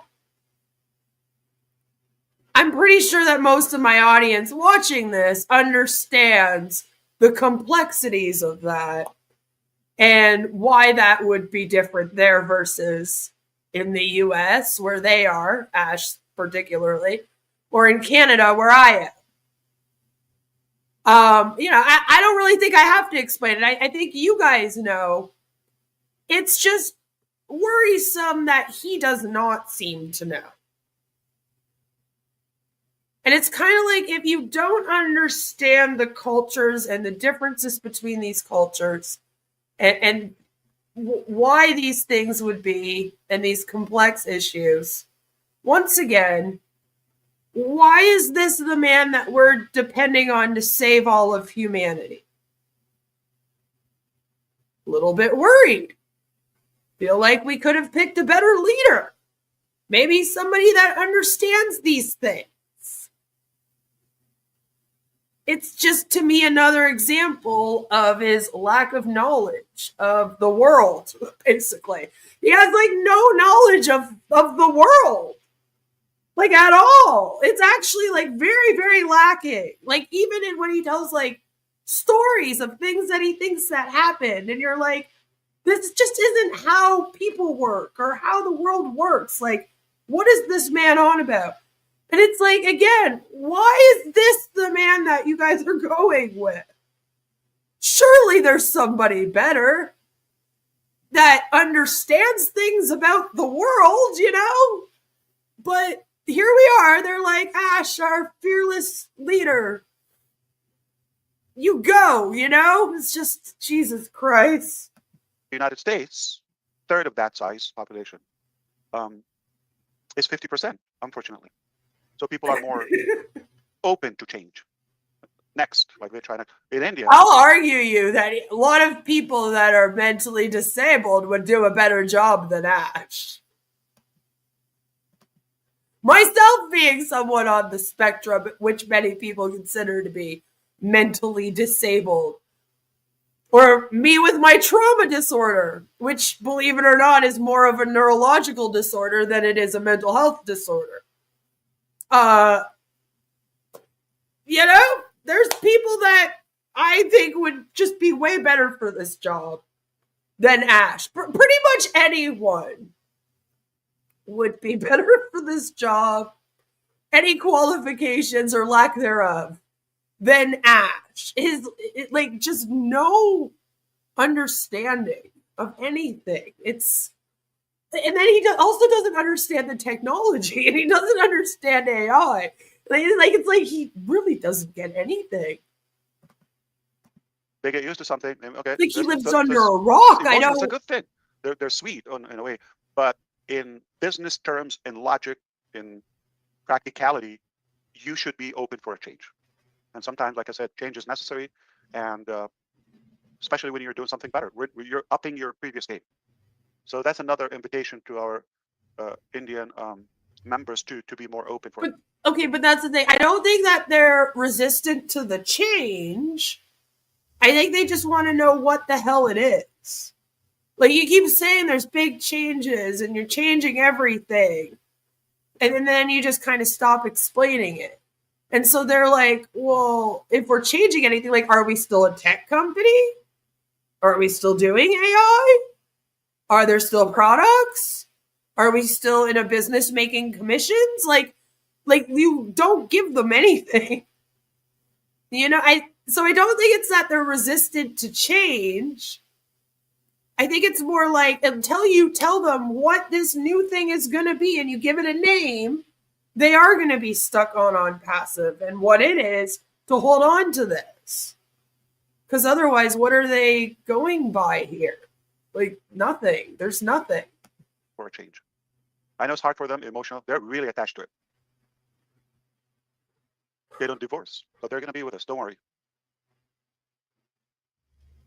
All right, back to you, brother. I don't know who's next, but listen, I'm not going to comment. I'm going to have some fun with that one. No, please do. Come on. I was going to say, they don't divorce. Right? They don't divorce. Maybe that's why they're so angry all the time. I don't know, but you see that? No, they're not. They're the sweetest, most peaceful people. Yeah. No, I know. I got it. And I'm glad Saeed raised this. When was the last time you've seen an Indian, gangs robbing a bank in Michigan? Yeah. Please give me all your money. Sir, yeah. If you want, they're gonna give you options. It's please kindly. All right. I know. No, they're gonna give you a bag and they're gonna say, "Sir, do the needful."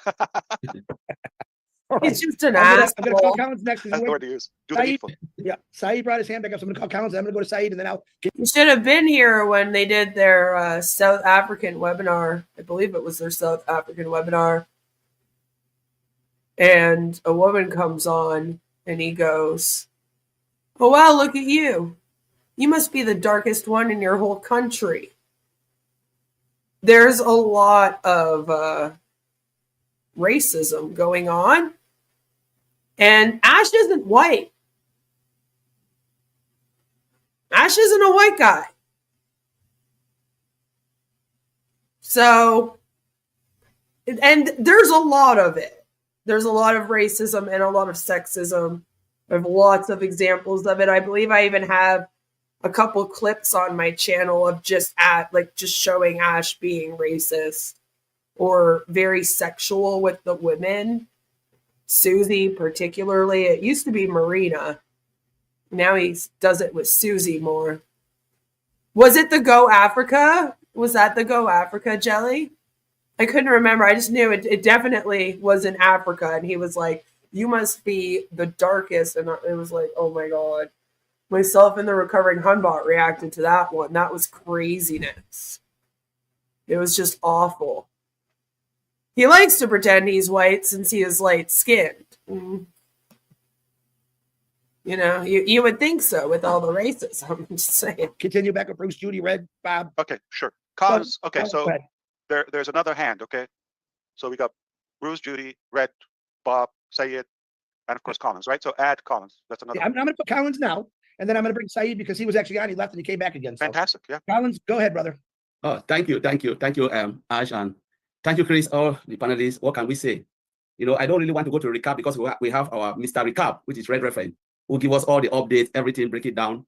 But I just want to go back to what you said, Ash. I'm looking at technology. I don't want to go to marketing or what will happen because you are a master in technology. Most of the company I work for, if you look at it, it is more, those who are marketers, they're all people who are versed in technology because they can break it down into technical terms for the developers or the development team to understand. And they can market it and also explain to the customer side. And you are all round. But before going to what you have said, I just want to congratulate our brother Marty DeGarmo because Marty, I will tell you, God is with you. You know why? You are in the hospital, but you can still relate. And your voice still, your voice echo right in our own heart. You know, there are times that sometimes we disbelieve, we think like the hospital is a cage or it's a prison. But no, God said you are not in a prison. You are just there to fulfill God's mission. And this is a story I will say to relate to Marty before I go back to what I said. 2 weeks ago, I went to church, you know, I'm more into charismatic prayers and stuff. Long I've not been there. I said, today, you know, I'm free. Let me go. I called one of our sisters from Nigeria. I said, what is happening today? Can you tell me? She was very sick. And the husband said, don't go. And when you listen to the voice, I said, no, you are not fast. You are not sounding well. What is happening? He said, Brother Collins, I'm down. The voice. I said, okay, are you going? He said, yes. I said, okay, just give me the address because I don't know where it is. I want to go, just to go and just have time with God. She said she is going because she has to lead. For long, I've not been there. I said, all right, but please listen to your husband. He said, no, I will go. When we went there, cut long story short, she performed amazingly. Even the voice that was on the phone is not the voice I was hearing. And at one point, they said, can you say something? I wanted to give a testimony. I said, this person was really sick because the voice was not great. But now I'm seeing somebody different. Just to tell you that sometimes our human brain is different from what God thinks. Like, what are you talking about? It was like great. And I was even sure I didn't want to say anything. They said, can you say? I said, no. And I was whispering to people, this is not the person, this is not the person. Just to tell you what, just to bring it back to Marty, that the way God wants to use Marty is different. We are in a business, yes, but sometimes let us remember that if God's hand cannot build a temple, all our labor will be in vain. If God cannot be at the center of anything we are doing, whether we believe or not, I've been a living witness, and I will say today, all our labor will be in vain, even including our CEO, Mr. Ash Mufara. And why I joined OnPassive, it was because of the technology. It was because this was a software development company, else I will not join. Secondly, it was because of somebody who is versed with technology, who has been there, and is a master marketer. Without that, you can do whatever you want to do. I'll tell you, I'm convenient where I'm satisfied. But imagine joining this for the technology. these are the two things that brought me into OnPassive. Somebody who believed in what he is doing, he understood technology, and he is a master marketer, 100%. Now, let us look at what I said. If you want to believe in us, fine. If you want to go, the gateway is for you, you can go out. No IT software development company will open their door for you to come for what you have paid for, whether you join it freebie or what. you will pay for it. They are all people who think about themselves and their family. They don't care. Look at every company you can think of. Software development company is owned by an individual. From Microsoft, owned by Bill Gates. From Amazon, owned by Jeff Bezos. Go back to some of them are owned by friends. Family, friends come together to build it. They're never owned by a government. There are people who are vested in technology to change it as well. Google everything. Ash Mofara came, brought this to us. And sometimes we joke and we look at it as a business. This is a software development company. I'm speaking to those who came in. Whether you like it or not, my brother, they are here. But I could say Oliver, Vincent, and most of them He's we have so met passionate in UK. too. He's When like, we have this is a software company. And you're like, they have nothing. the conference we had in UK, Red was there. So then they are engineers, managers, directors. They are all in OnPassive and they watch it. They don't want to come forward. If you don't take it serious, you know what? And like I said, you'll be left behind. And people who realize this will jump into this business, this company, IT company. And when the door will be shut, you will realize that, you know what? You become a customer. We all use Zoom. We pay for it. Freebie, 45 minutes, they cut you off. You cannot even use Cisco WebEx because it's video conferencing for businesses. You cannot use Microsoft Teams. I've never It is paid for businesses. Zoom. We can go on and on. They make a lot of hundreds and millions of dollars. They don't need you as a founder. They sell it because there are people who need it to enhance their business. Every tool they are building, Mr. Ashwa will build with this tech team. I'll tell you, I'm in and I've seen it. And my brothers, they are in. And those who are listening, they are in. They know the hundred of millions. You came in for free, whether you want to say it, because if they say they want to charge you, I said it to Marty DeGarmo and Chris Johnson, all of us will not be able to pay. To become even a founder, they'll tell you. Okay, but here's the reality, Collins. Like, eventually he is going to charge you. Like, if a company starts here, whether it's OnPassive or a new one, and there's a product that you're going to have to sell, he's already said that you'll have to buy the product in order to sell the product. It's a whole pay-to-play situation. So eventually you are going to be asked for money. So to be like, everyone else asks for money, she isn't going to ask for money. Like, eventually, yeah, he is. You are expected to pay for this. He's not just giving it to you for free. £1 million come in because you cannot even afford it. So let us take this serious. And those who are coming in, they should take it serious. If you don't want to be in, fine, as I said, don't go and say anything bad because you will be the biggest loser. This company will grow from strength to strength because God's hand is on it. They are fighting their challenges to build this business, this company. I'm calling it software development. Let me say it again. It is software development, global, AI, big data. Call it any name. I've been in a conference for 2 weeks, continue tomorrow, and I'm seeing this company in it. What they are doing. They don't need all of us. The truth is, Ash don't need us. Whether we like it or not, this is the bitter truth. Ash doesn't need us to become the richest man, one of the richest men on this planet Earth. Though he doesn't need it, but this is the bitter truth. We are just here for nothing, and we have to take it gracefully, humbly, and just say we are in to make something for our family and to bless other generations to come. Let your name be written in the book that you were part of a company that developed this software that will change lives of others, and not only those who are coming to make money, but those who are coming to look for services to enhance their own businesses, to change the life of their employees. We are using a lot from Microsoft and others. My company I'm working for, they use a lot of Microsoft and Google and everything. They don't belong to Google. They want to enhance, to change our lives. So let us take it seriously. For those who will listen to this echo. This is the bitter truth. I will say it. Whether we like it or not, this is the truth. I'll leave it there to Johnson. Thank you very much. Collins, thank you so much. You're on fire as usual. I appreciate that. A couple of things. I need to address the fact that you're right. I could choose to, whatever the wealth, okay, or to be wealthier, okay? I believe I'm wealthy. Not about rich or the amount of money I have, about the value, okay, or the character. I'm fulfilled in that aspect. Materialistically, I don't think there's much desire for more. I'm happy where I am, okay? Before this business, with this business, without this business. That has nothing to do with it. But you're right about I can choose. If I want to do that, if that was my core, I hope those who want to have common sense. In fact, if I want to pursue richness or accumulating more wealth, it's a lot lighter and easier to move alone. I certainly don't need, okay, people because, and I will not risk. So I can reach faster. That's something for sure, because I'm not finding a solution for others. I'm finding a solution for fewer people in a way. And I don't have to satisfy a bigger crowd in their whether dreams or at least culturally. Okay, so all of that it drags you in a way, but I'm choosing that way, and it takes longer to be with a bigger crowd, heavier.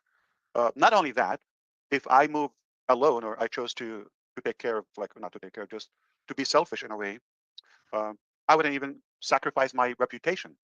So I would save time, money, and reputation because it's not going to be shared with the public, and I don't have to be a good, viable environment for the haters or those who are just seeking, a cheap click or whatever. They come, we have crowd, yeah, they just, anything they say about OnPassive Ash Party is going to get a click. Might not be a positive one or with the good intention. So I agree with you. And back to Brother DeGarmo, I reflected on what he said because always, inspiring to listen to him.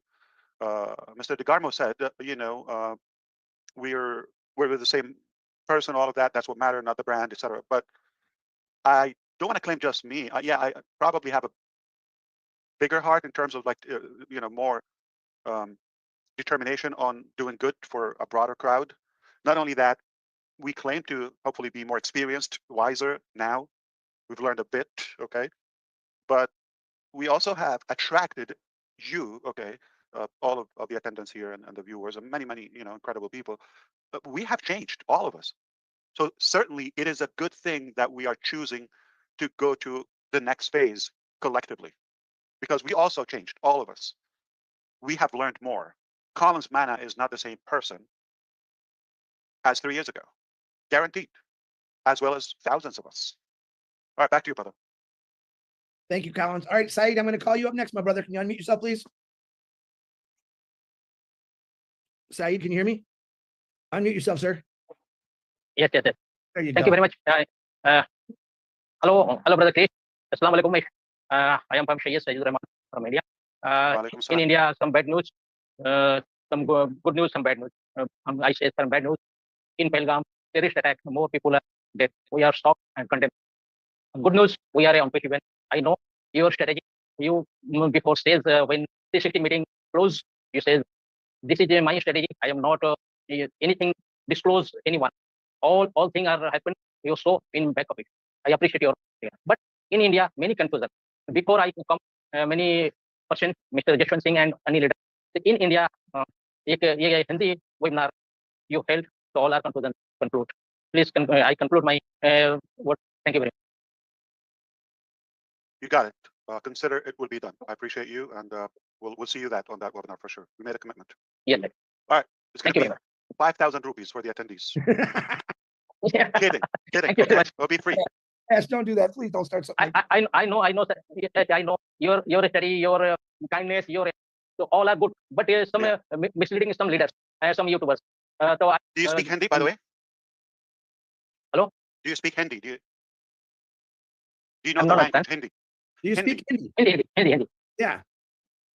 Hindi. I speak just one thing. You contact him or contact a Hindi webinar, international webinar. You come. All are there. Okay. Thank you very much. Okay. I didn't know. I'm used to it. I don't get a yes or a no in India. So was that a yes or no? Yes, no. It sounds like he speaks a different language rather than Hindi in India. But that's like additional language. I know. Say it. Yes, do you speak Hindi? Yes. I speak Hindi. Okay, that was the question. Yes, fantastic. Can you tell our people in Hindi, Ash will not be giving away hundreds of thousands of dollars? Wow. It's free to attend, but also you're not going to walk away with money. Don't bring baskets to fill cash. That's a joke. You don't have to say it. Okay? Yeah. Thank you very much. Thank you, Saeed. And I'm going to apologize. And you know what for. So thank you very much, brother. I appreciate you. All right, let's get on. There was a confusion or misunderstanding in communication, but it's all sorted and we got to meet you. Yep. So thank you, brother Chris, for taking care of that. Otherwise, we wouldn't see him now. Yes. I speak you one thing. In OnPassive, many people in not good mobile. You one device provide our Starlink come in India. Yeah. All right. Thank you, Saeed. Okay. Like I said, ask once anyone on to come on here, and that's what we're going to do for the next however many weeks we're going to do this. But Mr. Bruce Gerstein, come on, brother. Turn on that mic. Good to see you, buddy. Oh, no. Thank you, Mr. Chris. It's very nice to see you, too. And Ash, it's a long time, but it's great to hear and see you always. Peace and love. I want to thank God for hearing all our prayers for Marty, for your family, and everyone else who needs prayers.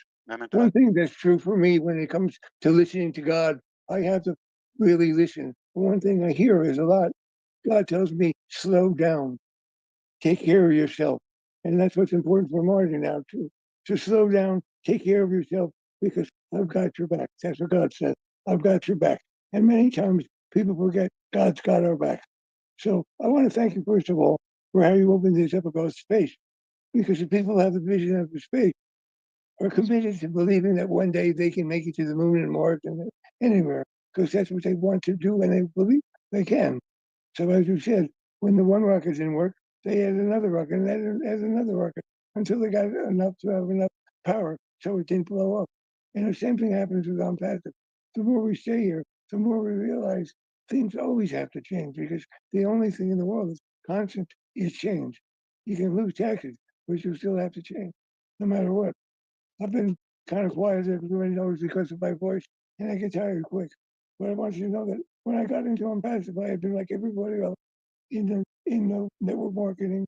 I don't know I finally what's. said, I know these things work for a lot of people, and I want to help a lot of people.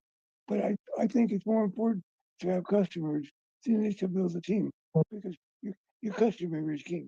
Always Just the let him customer keep is king. going. The customer can become a team member.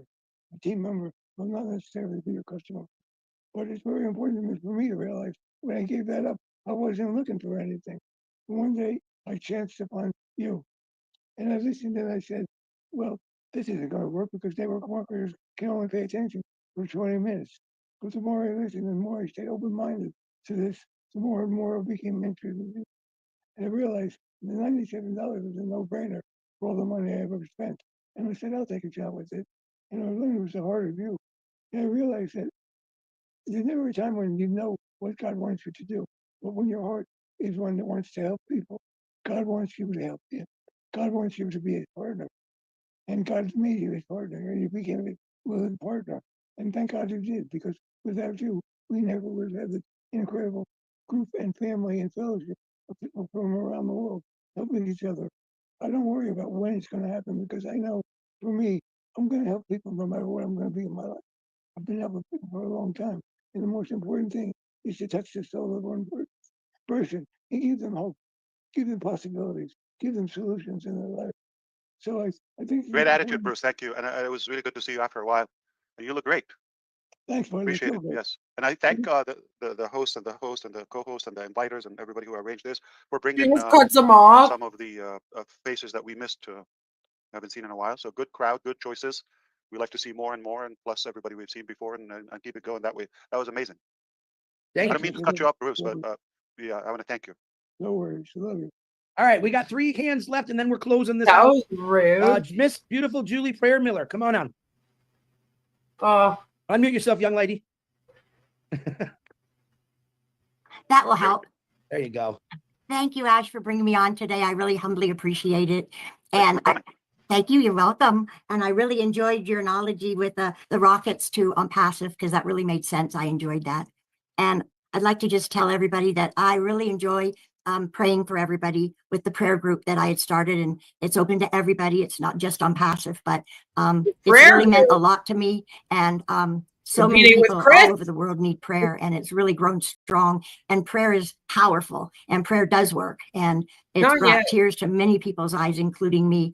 And I just feel it's a strong, strong calling, and it's helped a lot of our friends and family in OnPassive. And it just makes my heart just feel so blossom to pray for everybody. And I know more and more people have gotten into the prayer group, and it just means so much to me. And I'd like to thank everybody. And when the prayers came on for Marty, it blossomed just all over the world. And I know that brought tears to everybody's eyes too, because we've had a lot of prayer needs this year, and it's multiplied so much, and it's very strong. And our God is very strong and very big. So are we just saving humanity with prayer now? And I'd like to thank everybody. Thank you, Lord. Thank you very much, Judy Miller. You're welcome. Appreciate that. And you do run a great group. Okay, we do have another hand up, Runa, but we're going to go with Mr. Red, then we're going to go to Mr. Bob, and then Miss P&G Runa is going to close it out for us. Go ahead, Red. Cheers, Chris, my brother. Hope you're good. Hi, Ash. How you doing? And everyone on the panel. Cheers, Red. Always good to be here listening to some very good people speaking. Just 2 things before I go into sort of a bit of a topic-y summary. First one with Susie on the driving on the left-hand side. Funnily enough, you said that it feels really well. Before Formula One drivers went on to paddle changes on their Formula One cars, majority of Formula One drivers chose to have the stick change and to drive like the English do with their major hand on the steering wheel, which is predominantly right-handed, they felt it was more safer and confident, and that's why you maybe that you think it's a safer way of driving because your main hand is on the steering wheel. I don't know, but majority of Formula One drivers felt the same. Okay. Also, I want to just talk quickly about what Ash was talking about SpaceX and the heavy lift. There's actually a better backstory to what he's told about that, and that was when, if you have or haven't read about Elon Musk's success, when he sold out PayPal to eBay, and he had just over 11% share in PayPal and got all these millions. He wanted to get into the space industry. And what he had in mind was to do heavy lifting, is exactly what Ash was talking about. But did you know that he originally was going to buy the heavy lift rockets from some Russians? So he went all the way to Russia to have a look at these reusable rockets that he was going to use for heavy lifting. They wanted an absolute fortune for them. And he said, do you know what? I'm going to build my own. Does that remind you of somebody when somebody was looking for something and he said, do you know what? I'm going to build my own, because this man here had plenty of opportunities and even approached plenty of people before OnPassive to do his idea. And guess what? Wasn't suitable, wasn't what he wanted. And Elon Musk did exactly the same. He wasn't happy with the price. He wasn't happy with what they were offering. Okay. So he said, I'm going to build my own. And then we go down the journey, which Ash has said, of him going through the failures until he got the last one. And he's absolutely right. The last test they did on the heavy lift rocket, if that hadn't succeeded, that would have been $170 million down the drain of all the tests, which is money he'd made from PayPal. So it's a really interesting story. If you haven't read it, go and read it, because it makes an awful lot of sense in where we are now and story behind what Ash did to start OnPassive in the first place. Now, I've got a couple of topics that I think are really important, and I think we need to reiterate more and more to our fellow brothers and sisters, because I think there's such important things that we should really take note of what Ash has said. And the first one I want to touch on is about how OConnect is not going to be used moving forward. Now, it's going to shock a lot of people, right? It's the one product that we loved, we liked, and we really felt comfortable with it as a game changer of what the IT industry and usability and resale value of what that product is. And a lot of people are going to go, well, why aren't we going to use it? Why aren't we using something that was fantastic? Why aren't we taking that with us? The short answer is, what we're going to get is, in Ash's words, 300 times better. Now, we talked about change. We're talking about what we are used to, what people feel comfortable with. But if you present something that is way better than what we were used to, this should get people excited, because it's that change that they need to embrace to go to somewhere that is going to make such a bigger difference to them, because that product, which we don't know what it's going to be, but we know from our experience with Ash to over deliver, to give us something better than what was before. He's told us, I know which one I'm going to pick. I want the better one. And especially if that's going to come in at a lower price point than what it was before, better resale value than it was before, and put in the tech, put in the visuals, put in the newness of what it's all going to be, then it's only winner, winner, chicken dinner. I think we should start focusing on what is going to happen for the better, rather than what was good at the time. We've spoken about how people tend to latch on to comfort because it's easier to do that. Change is always uncomfortable. But if you try and explain to people that this change is for the better, then people are going to move across. The other topic, and I know that it might embarrass Ash a little bit by bringing up this topic, but he mentioned it briefly about people that he has invited or hasn't invited yet to this next phase. Now, when I first got involved with OnPassive, and we've talked about the audio videos and all the rest of it, back in 2018, what did I do? I went on the Google. Who's this bloke called Mr. Ash Mufareh? Only positive things. Major marketer. People want to work alongside him. Why? Because of his marketing ability. This is an area that I've always maintained that is Ash's forte. This is what he's good at. This is why people wanted him to be in his company. Why? Because he always rose to the top, because of his marketing ability, because of what he's able to do. Don't you think that he's going to have a lot of that going on when we move to the next phase?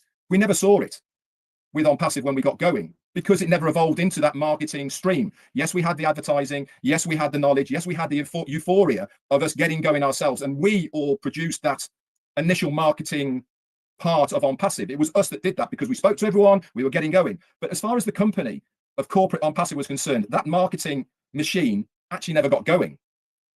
When we go into the next phase, this is what he's going to be doing. This is where he's going to get his teeth into what he loves doing. And that is marketing. I'm sure he's going to use the best technology, the best people, where his friends that he hasn't brought in now are going to come into play. This is another area that I think we should definitely.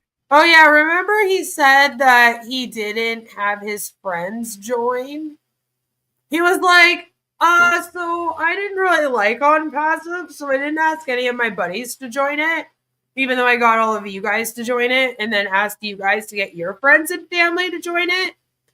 But now I think I'm going to bring in the heavy hitters that I know. And it's like, that's a weird thing to say. What do you mean? You weren't confident about your OnPassive the last several years? Didn't invite your own buddies? And what a weird time to invite them. Of all the time. Like, now? Okay. Start telling people about, because this is going to make a huge difference to how this next phase is going to evolve. It's not. Things are looking, in my opinion, very, very bright for the future. I think we've got something. I can feel it. You know, we obviously believe, we trust our CEO, but I've really got this feeling that what we are going to see when we are given the first steps is going to absolutely blow our mind. I've got a feeling that tonight he's gonna scam you. We are going to be like kids in a candy store, and we won't be able to believe our luck of being there at that time with his next phase. We should embrace it. I'm hooked on scamming. Promote it to our fellow OnPassivians or whoever it may be, because I firmly believe that this is something that is going to absolutely revolutionize so many things on the internet, because it's going to be desirable to so many. That's it for me, Chris. Back to you. Thank you. It's really not, though. Nobody else. You had that look of like, I got to say something. So you go right ahead, brother. I prepared the question while he was talking about the change aspect and, you know, kind of like, again, poke me in the space passion thing. And then as he spoke about marketing, I was thinking about, like, my brain was brewing another statement or input about marketing. Oh, no. And toward the end, I'm scared. I think my brain was working well. That combined the two in one. Okay. So I'm going more marketing. cut time, which is talking about just one statement about, you know, the past and SpaceX experience.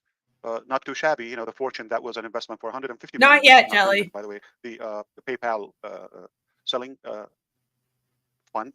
And then not only that he didn't buy it, he believed that he could do it cheaper and reusable boosters. Who's dominating the industry now? Did he surpass them? Did he make a change? And, like, you know, Starlink, what Sayed is using, and our friends in India, all of it, like, it did impact the world, right?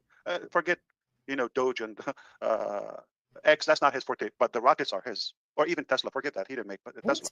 But one thing that he believed he could do better, he actually did, and he surpassed his initial suppliers, if you wish. Now, not too bad where he is today. He got basically unlimited access to the White House and to the United States government, and therefore to the whole world, right? The leadership of the world. It's oh my powerful. God, as for president. We're not talking about the political aspect of it, but the business is very inspiring and great mindset. Now, in terms of marketing, great con men mind. I'm gonna have to say something. What worked even 5 years ago, that's the time we were still preparing for OnPassive, doesn't work today in marketing.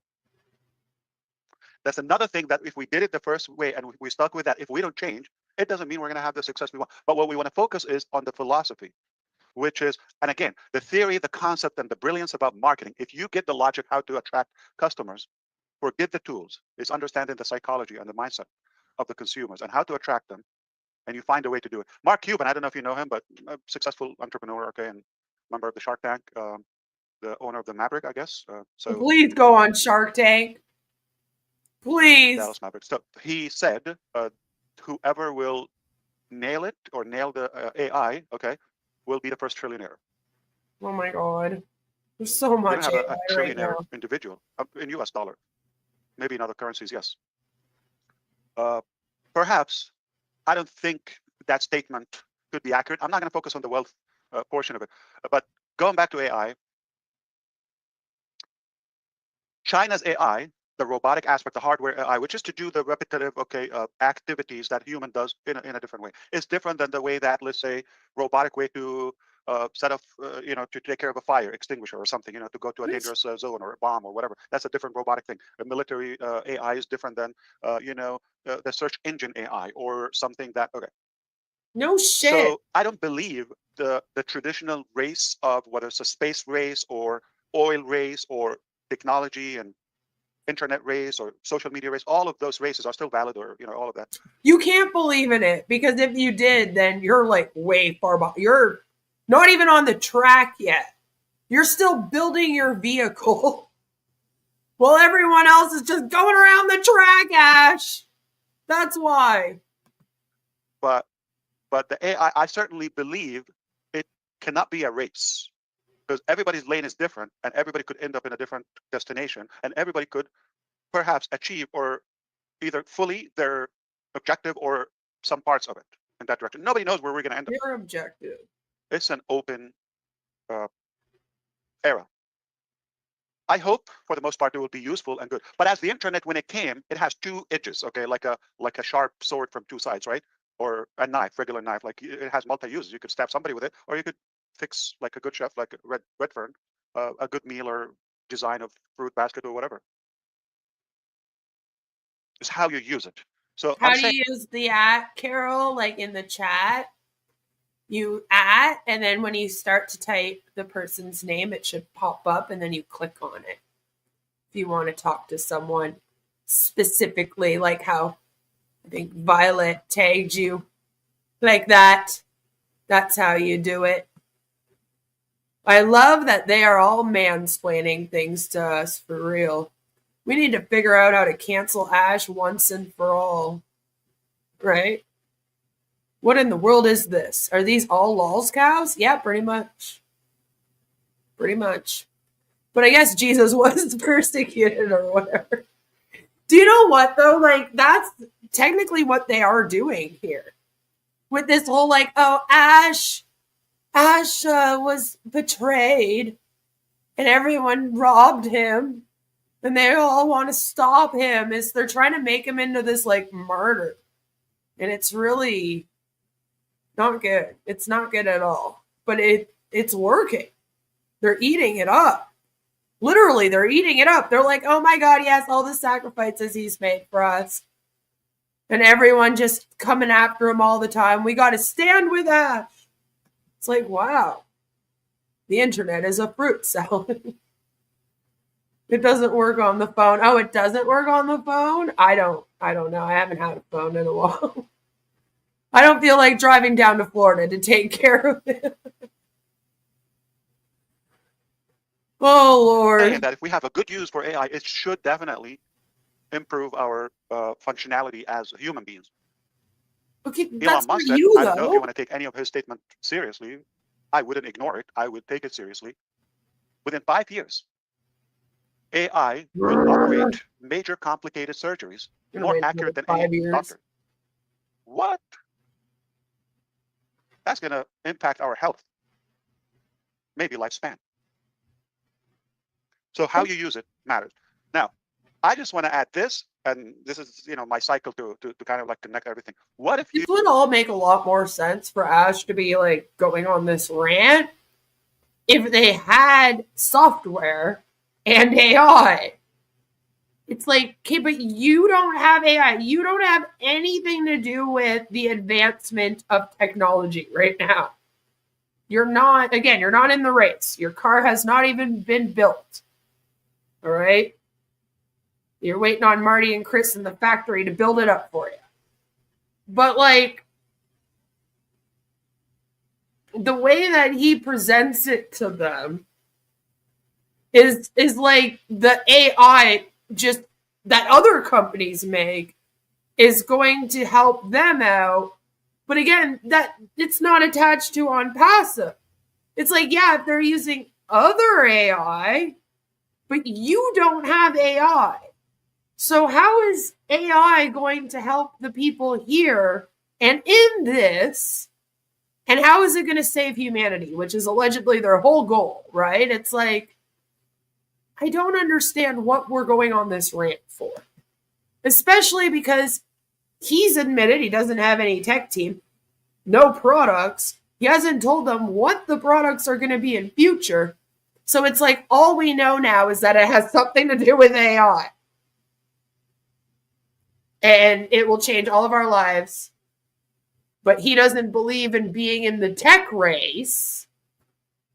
So I guess we are not getting anything new and innovative here. So what we doing? We're just ranting.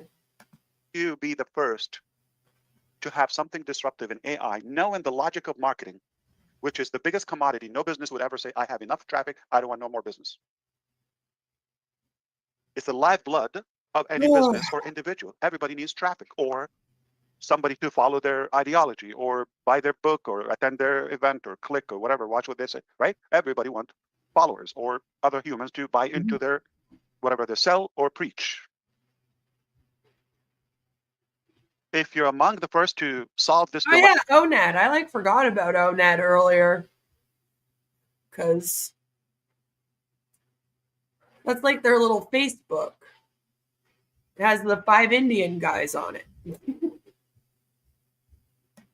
And then Joe trying to do blog posts. The O says it all. Nothing net, nothing AI, right? It's a 0. It's a 0 instead of an O. It's no net. No connect. Now, if somebody's working on the traditional marketing, I mean, let's face it, the mainstream, or what do they call that? Traditional television ad, right? Infomercial. Is it the same as 20 years ago? We didn't have as powerful internet. People are watching the internet. They're not watching television, or less, okay? It didn't 100% die. It's still working, effective. I watch the internet on the television. How about the newspapers or magazines, publications? 20 years ago and today, 30 years ago and today. There's nothing you cannot sell just by posting a little ad, any line, any publication. You're going to have business. Do it today. You're flushing money down the drain. Who reads papers, right? Not going to give you the same result. So organically, we have to transition. And if you use AI and use your logic of attracting people, all that science, all the art of attracting customers and consumers, leads, you're going to set a new precedent. Without talking about the mechanics, what we're able to do. But okay, so wait, are we back to just being targeted traffic and marketing now? Is that what he's saying? Now I'm trying to interpret him. Did change completely on the direction there. Lord. The traffic company or the lead generation companies 5 years, 10 years ago are not the same. And if you're not open for that change, or if you're not going to change, you're going to be stuck behind. You're not going to keep up with the advancement that we have today. But monetizing the AI potential and power, the internet power, the logic and the understanding of a human psychology and consumers and how it works, the theory and the art of marketing. If you got that formula, you can connect it together. You're gonna rule the world. Okay, it's all about marketing. It's all about marketing. Anybody could use more traffic. Any business, any organization, any president, any official, they need more followers and traffic. They need to promote their ideas, ideology. The more exposure you have, the more success. If you have something good, and I think we're up to something that is revolutionary.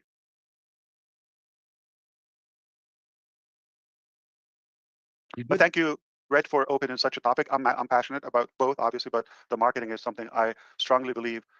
We're fortunate enough that I was open, flexible enough to move forward and refresh and update today's modalities and today's methods and tools, even invent new ones to lead the market in the future. Back to you, Brother Chris. Thank you, Brother Ash. Okay, thanks, Red. Mr. Bob DeCoucy, and then Runa, and then I'll close it and open it up again. Go ahead, Bob. Hello, everyone. Hello, Mr. Ash. Good to see you. Thank you, Brother Chris. Brother Marty, this is for you. I hope you can hear us. Please get well soon. You know, your assignment is just about to start. I just have actually part of my question relates to what was just said previously. Mr. Ash, in our last outing, you said one of I feel like that whole speech you just did was a lot of tech talk, bringing up AI, again, targeted traffic, but there was no substance to it again. Like, it didn't really tell us anything. Just more rambling. One of the preconditions for us to move to the next chapter is technical preparations. And then today, just like Red was saying previously, you reminded us that you have never invited any of your friends in OnPassive. But now moving to the next chapter, you are ready to invite them. In fact, you told us you are ready to market it yourself. So when you said that, I wrote something down here. I wrote down here. I said ready. So am I right to make that assertion that we are ready? That's my question. I don't know. I'm not going to address that. I probably know. What? But you have good common sense, brother, so I can say that. Okay. Fair enough. There are Indians That was listening, Brother weird. Bob. I cannot say a thing now, okay? My door will be banging in a minute. So I have to be careful. I apologize. Thank you. No problem. But you have a great mind. Yes. It's actually a rhetorical question, just to let everybody think about it, just the way I did. Yeah. Yeah. He does not like Bob right now. The last couple times that Bob's been on, he's kind of given him a little bit of pushback. But the funny thing is, I don't know if Bob realizes. Like, it's almost like Bob didn't get the memo that you weren't supposed to actually, like, ask a question that's real. And the last time Bob did the same thing. Like Jelly says, he's pissed at Bob from the last time, right? But, like, the thing about Bob is that he's still very much in it. Like, he's not giving pushback the same way that Moon Sun kind of gave the pushback, right? Or like some of the Indian founders are coming in and demanding their money back, you know, that kind of thing, where they have woken up. Like Violet saying, Bob, wake up. Like, he's not doing it to be a jerk to Ash. It's like he just really wants to know the answer to these questions, and they're decent questions. He hasn't really overstepped, but here we are. Again, everything is a process. You don't just drop a bomb and, you know, it's over.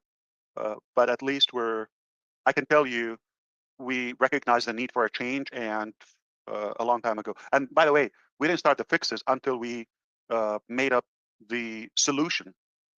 Okay, so going to fix, that's not going to make us advance, but more important to save the time, because Moon Sun, do you remember the lady from India? She asked about the time and all that, they went faster, etc. Before fixing that up, because nothing is going to be overnight, so the urgency for creating the solution was a priority before fixing our issues from the past. Do you understand? So by the way, I am saying it very clearly now. I didn't start fixing the issues until I got, like, we took care of the solution.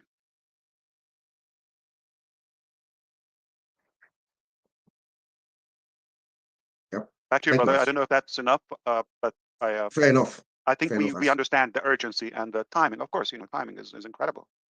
Brett touched up on Zoom's timing, was kind of like luck, right? That was there. Okay. I want to be clear before I say something.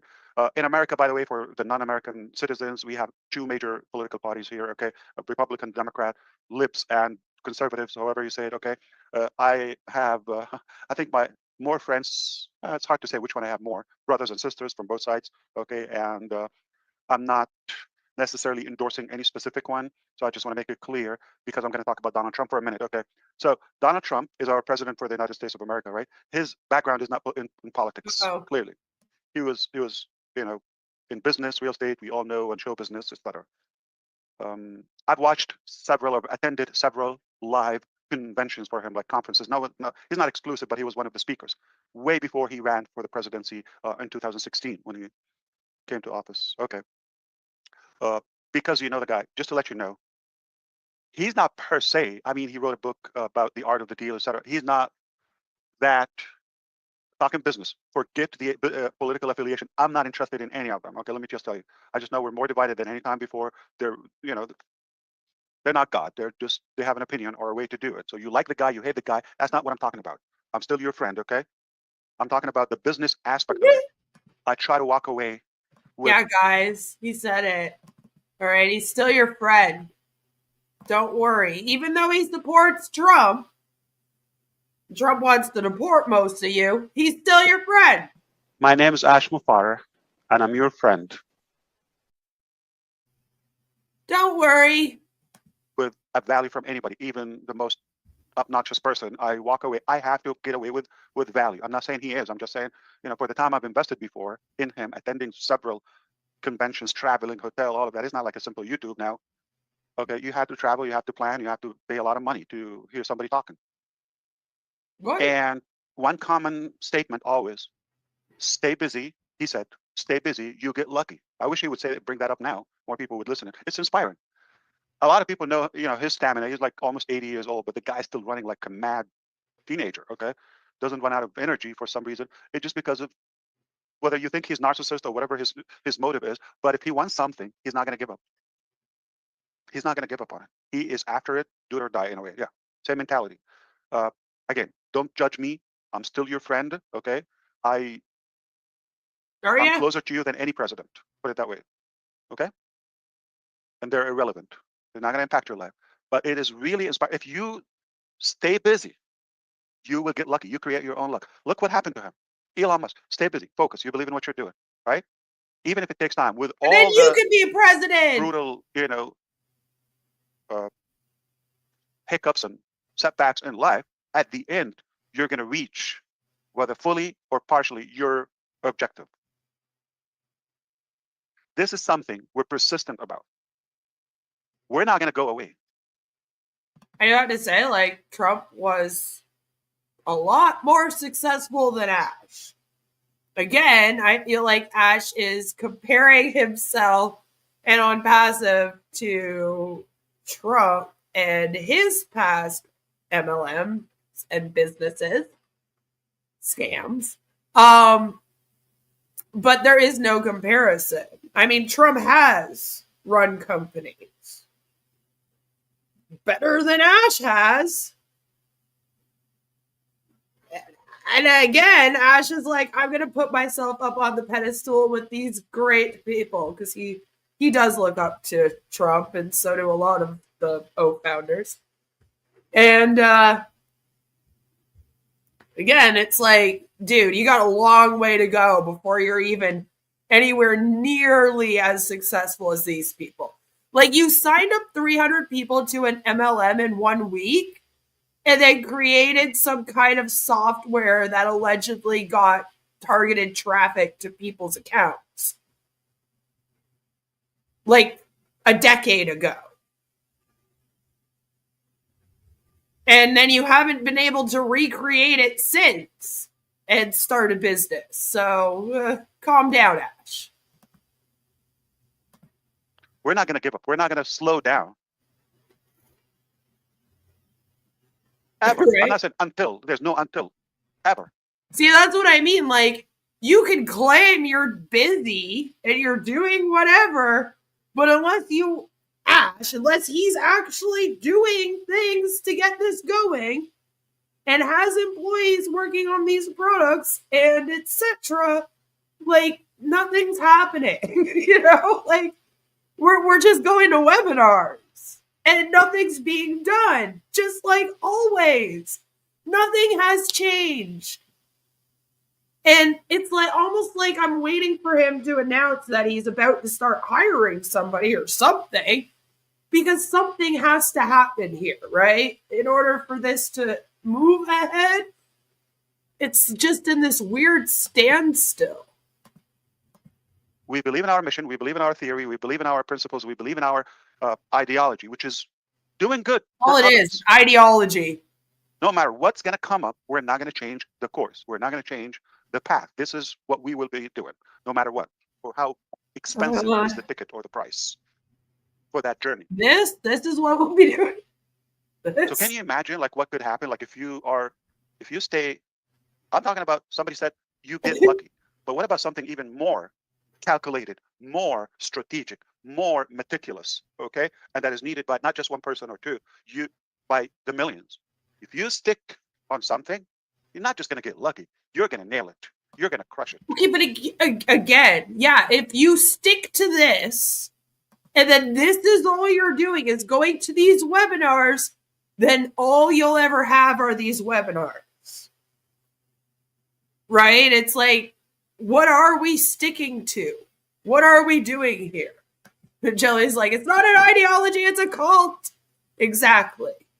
And again, using terms like, we have an ideology here. We're starting a movement. This is all the makings of a cult, right? It's like, don't call it that. Oh, it was better when it was a business. Now it's just this movement, an ideology. So yeah, now it basically just, it's a cult. Just like Love is One used to do webinars all day long. Here we are with OnPassive doing webinars all day long. And trust me, Ash does sound like Amy Carlson, Mother God, sometimes when he gets ranted. If you've ever seen my coverage on that, go check it out if you haven't. But yeah, it's like, you're like, what are you talking about? Wait, are we changing or not changing? I don't know. And this is what I mean. He keeps like going back and forth with it. And then when people don't understand and they're like, I don't know what we're doing, I think we're still doing OnPassive. Yeah, go OnPassive. He like gets mad. He's like, oh, I told you guys that we were doing something else now. It's like, okay, but then you talk again like we're doing OnPassive. And like, it's the exact same. So I don't understand. I don't even know if he knows. I'm like, I think he's just making it up as he goes along again. All the time these people have wasted on this scam is unimaginable. It actually really is. Because I guarantee you that all of them put in full-time hour work days or longer into this. Right? And when you're in an MLM, you're working around the clock. So they have webinars all day long from the time they wake up, and then they have their trivia every night before bed. So it's like 12-hour days, although you're at your house. Running for president. Either a presidential run or he wants a humanitarian award. He probably wants both. The only way Ash will contribute to humanity is if he leaves his brain to science. Let's find out what the hell is wrong with that thing. We definitely do need to study it. I feel like we do need to study his brain. His brain is like no one else's. It's like watching a cult form, but the leader does everything wrong and the opposite of what you're used to seeing when leaders form cults, yet somehow it still forms. And then there's all these loyal followers. And then you're like, what is this? That's how I sum it up all the time to people. They're like, so what is it? And I'm like, it's kind of a cult.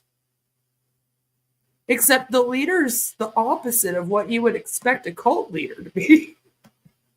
That's what I believe we will do in this journey at the end. Forget the mechanics, forget the details, or the lipsticks and all of that. That's not going to change it. If somebody's a pig, they are a pig, even if you put a lipstick on them. If somebody's a fox, they're going to be a fox, even if they wear like, I don't know, Versace jacket or whatever. They're going to be animals. If somebody's good within, that's who they are.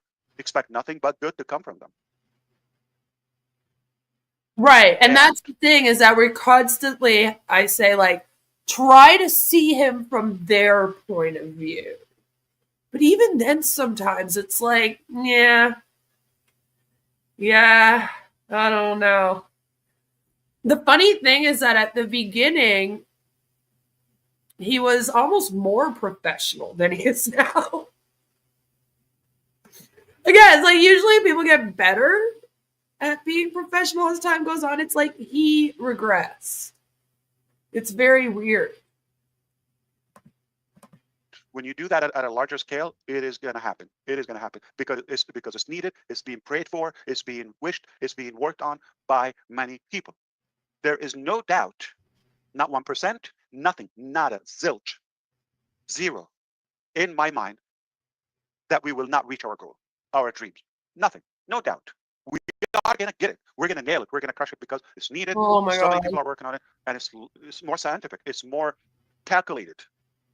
There's not one reason that we wouldn't succeed. There's not like, and the opposite. There's not a reason for us to give up on it. And in every way you flip it or phrase it, success inevitable. We are going to kill it. We are going to crush it. We are going to set records that never seen in areas that we're not taking over somebody or competing with somebody. And we have every reason, you as well, to succeed. You're worthy of having a better life. Again, if we're just friends and have a positive mindset, we're being inspired, we encourage each other, etc. Okay, as Judy said, it doesn't matter. There is a value. We're choosing to be together, the free will, and no harm whatsoever. We have every reason to be successful. Every ingredient for massive success, we have it in hands. What do we need? Desire, determination, good plan, intelligence, you name it. The network, creativity, funds, capital, hard work, you name it. We've got it. Okay. There's no reason for us not to make it, and we have every reason to set new records in our field and change so many lives to the better, even for generations to come. So am I talking about OTRIM? No, because somebody's thinking about open the ecosystem and okay, I'm just leveling up. Okay, with that. Am I talking about fixing OConnect? No, I'm talking about what to come and even beyond. Back to you, brother Chris. Okay. Stop there. My goodness.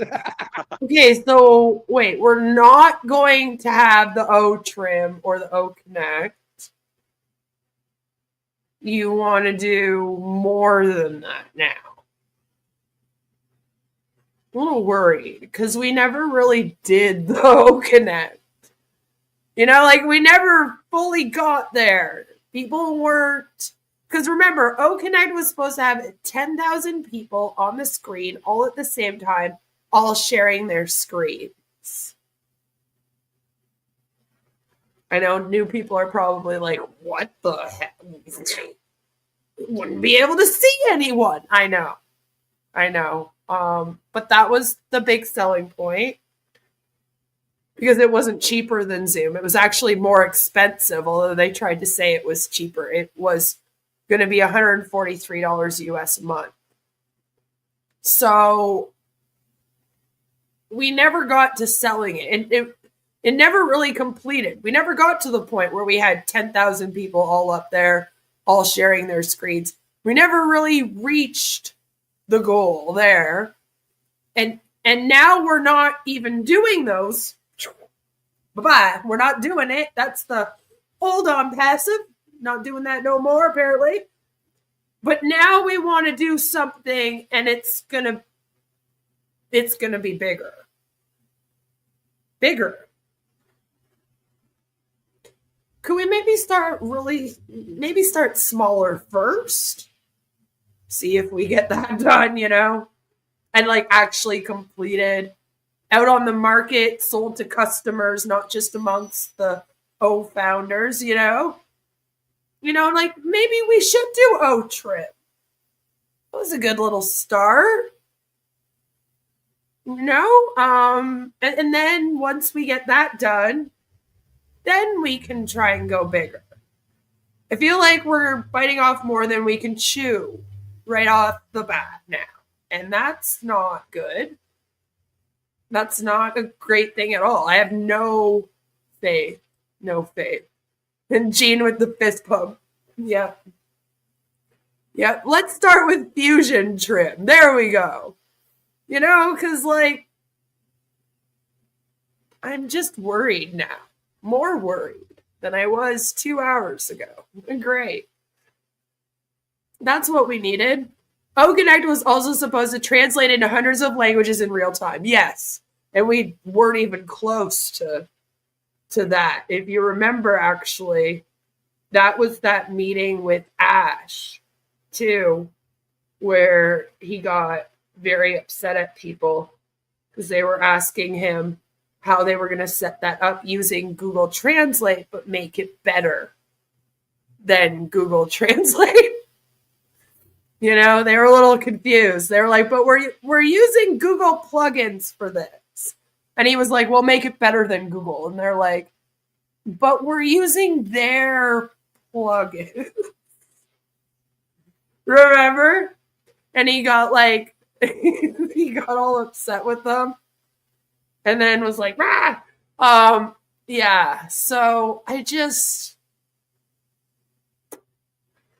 I'm also trying to think of like what could be bigger than O Connect that has 10,000 people all sharing their screens all together and translating hundreds of languages in real time. I mean, what is going to be better than that? I don't know. I feel more like Megan Mitchell, you know? We got Jean here. She's all woo, woo, woo. We got Dr. Ivy Mix, you know? We've got John, looks like he's picking his nose. Not really sure what John's doing. We'll just leave that one alone. Victor's getting pumped, you know? John White's up there clapping. By the way, yes, that's John White up at the top in the center there. That is the John White that does the Bill Musk Productions with him. That is him. They have done many jokes about how his last name is White, but he is not white. That's a running joke with them there. But he's clapping. But then we got Megan. Megan's more how I'm feeling. You know, Megan's just, oh, God. This shit's giving me a headache. I'm so done with this right now. Is this thing almost fucking over? It is. It is. We only have a little bit more to go. Do not worry. All right. See, we're at 2:05:59. It only goes to 2:18:23. So we're almost there. But literally, Megan's kind of cracking me up. This thing. I almost don't want press play now because I'm like, then Megan's going to change and become an OFounder that's happy all of a sudden. You know, what is Jean doing for real? I think she might just be fist pumping, you know? Jean Oliva strikes me as the sort of person who'd be at the front of the queue if Ash wanted to conduct some sacrifices of Vestal virgins in his cult. In a white robe, stupid smile on her face. Yeah, she's drank that Kool-Aid, that's for sure. It's mean gold. Someone save Megan.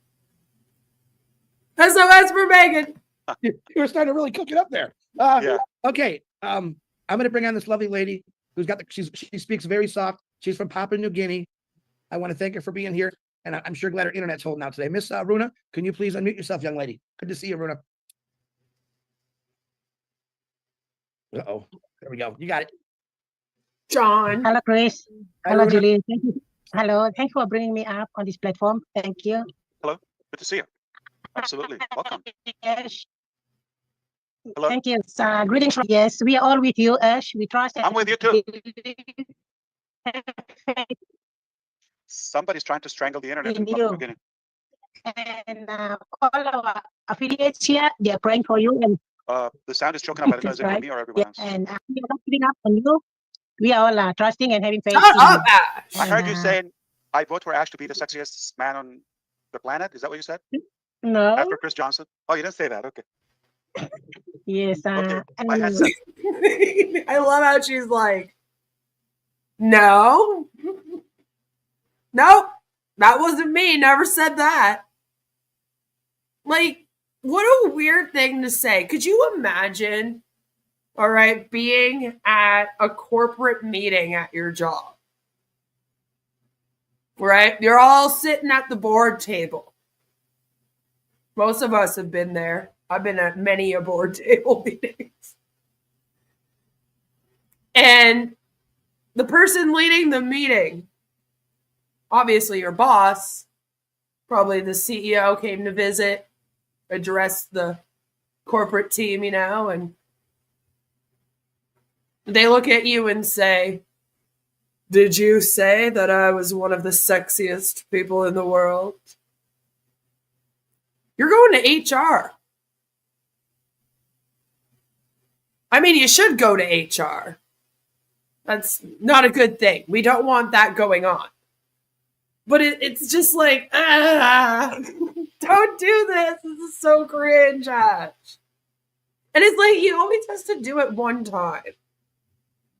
Like there always has to be like one sexual joke that he makes to a woman, or he has to comment on a woman's appearance in some way like that. Or he says something like this, and you're just like, why? Like we were almost at the end. We were almost at the end. But we didn't make it. Here it is. It's like he had to just slide it in there. Ugh. Of course. Oof, that'd be harassment. Exactly. And it's just such a weird thing to me that it's not considered harassment in the MLM space, Or maybe it is, just not with this one. I do have to say, I don't remember like Mark Pentecost ever saying that to any of us, or Heidi Orville, Don't remember them being like, am I sexy? I don't remember that, but I was only in Sensi and Networks. I can only speak for those ones. That is mixing up. Marty, we are praying for you. We are with you. And thank you, Ash. Our all affiliates, my affiliates in the villages, even they don't have internet, network coverage, but they go to nearby towns to listen Now to what. Good. Now it's good. I was trying to keep you busy while it opens up. Now it's good. You can go ahead. Oh no. Yes, no one is complaining. No one is walking away, especially from my side. My affiliates, they're all with you. Thank you. So rude. Now, of them are supporting me with the data, monthly data for the webinars, and give them updates on what's happening with our company and from your side, and they're all happy. Thank you. God bless you and all founders around the globe. Thank you. That's all I want to say. Right? Thank you, Runa. You kind of broke up a little bit, but I think we got most of it. It was a good finish, yeah. And if you remember back in the day, they used to say, we're going to bring you the internet. We're going to build your data centers.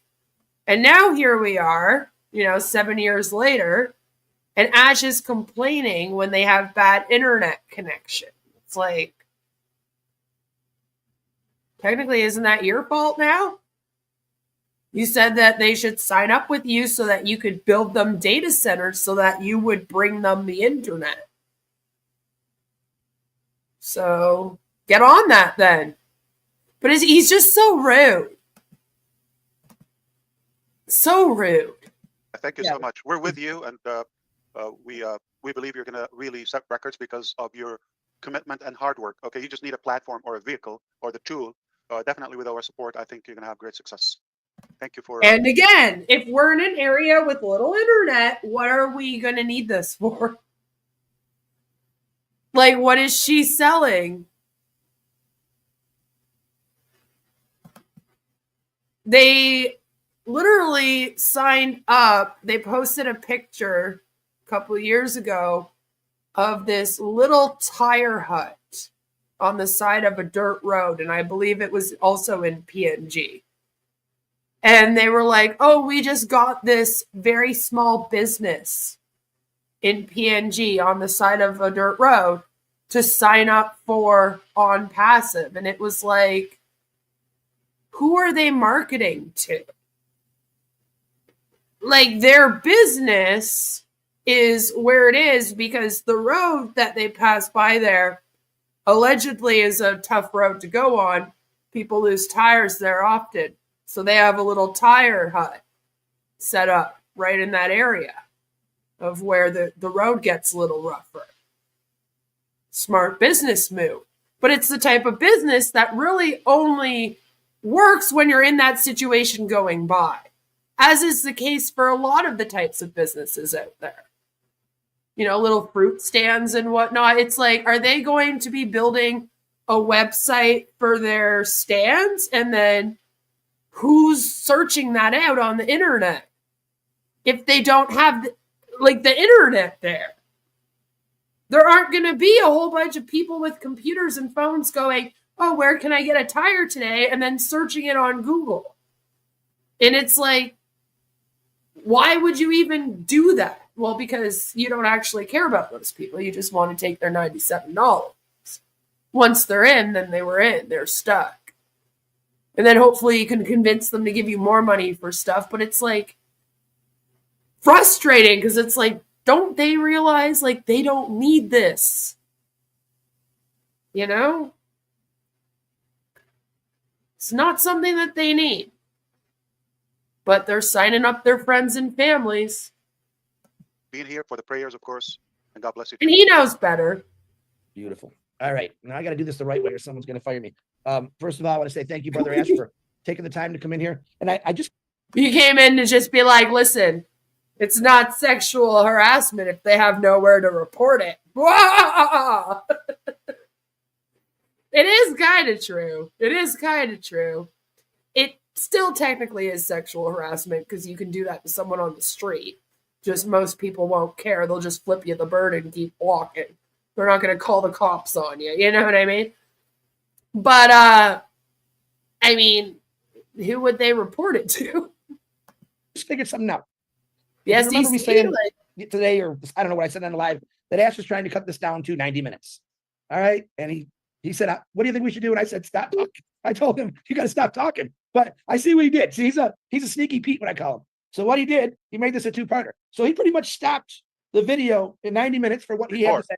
Yep, which, okay, I'm understanding. I'm going to have to explain that to the rest of the world now. But this is the introduction. This is part two. We got it. I apologize. I didn't know this was going to happen. But this will be put out there, and you can enjoy it. So don't anyone get mad. This is the way our brother Ash said. A lot of people couldn't be here today because it's the weekend. They're doing stuff. But part two is opening. It'll be rendered, and we'll just keep going. But Ash, I got one very important question before we go. I think everyone wants to know, at least I want to know it. What is the name of the boat that me and you are going fishing in? That's what I want to know. Well, I like your talk. You're never going, Chris. Give it up. That's a good one. I love it. What you don't know, brother Chris, we don't need to do the cut and all that. That was a cover up, okay? Yeah. This is part two because if you remember on Saturday they went live and we stream sniped it and it cut off at 1 hour and 19 minutes. And so this is the part two. Don't worry, there's no more after this. This is their part two now of this stream, which is the question and answers. And so they posted that up later on Sunday night, I believe it was. Have enough sexy of you. That's what we want. I've just been busy. Sexy's going to bed now, man. We just want more of your appearance. Yeah, that's it. But I want to really thank all of you. You made a great show. Like I said, not everyone had to talk. Some of you talked a lot before, but it's good to see new faces. We're going to continue this. I want to say this again. I know Ash has got an extremely busy schedule. I'm talking for him. Isn't that funny? He's got a very busy schedule next week. So page 4 could be in the next week after because we already discussed this in the middle of the week. He was pretty busy this week. I'm surprised he got on here now. But thank you for praying for my brother, Marty DeGarmo. As you know, he's my sidekick. We have a lot of fun together, and it's not been a fun 2 weeks for me. Miss him dearly. He'll be back. He'll be probably more fired up than ever. And I'm just thank you for everyone. Listen, you individuals on here and the rest of the world, you showed me the kindness that. So wait, he says Ash is busy next week, which is this week that we're in right now. Because this was from Saturday. So does that mean that there's not going to be another meeting sometime this week? Maybe on the weekend again? You're going to actually let Marty come home for a little while before he has to do a whole webinar? That's still in this world, just for Marty DeGarmo. And of course, when I got hurt, but people from every part of the world was texting me. I went to groups, praying, different religions. That tells me that this company is going to explode because there's a lot of love in this world. And we haven't even touched the service on all the people that we're going to touch later that are just like us. So thank you very much. Ash Mafara, give your wife a big hug for me. Tell the kids I love them. Go have some fun for an hour before you go back to work. And I appreciate you, brother. No, thank you so much. Before you go, everybody agrees with. Thanks for giving him permission there, Chris. Lord, what is he going back to work to? I mean, he's not meeting with his lawyers every single day. That would be hella expensive. He doesn't have any employees, so he has nobody to meet with. With me, stay here. If you disagree, you can leave. Okay. Everybody should know by now. I want to talk about somebody special, and it's not Marty DeGarmo. Okay. I believe the only, or not the only. My best description to his personality and character is he's really our brother globally. You've handled this well, Brother Chris Johnson. On behalf of the DeGarmos, the Mufara, the Redferns, everybody, the Kusis, everybody here, the Millers, etc. On behalf of all of us and our families, you couldn't be a better brother and sweeter to all of us. You're so kind. You're so humble, accessible. You've given this your best in your life. Your performance is outstanding. How you're handling this and juggling between many things. So I want to thank you on behalf of all of us, and we love you.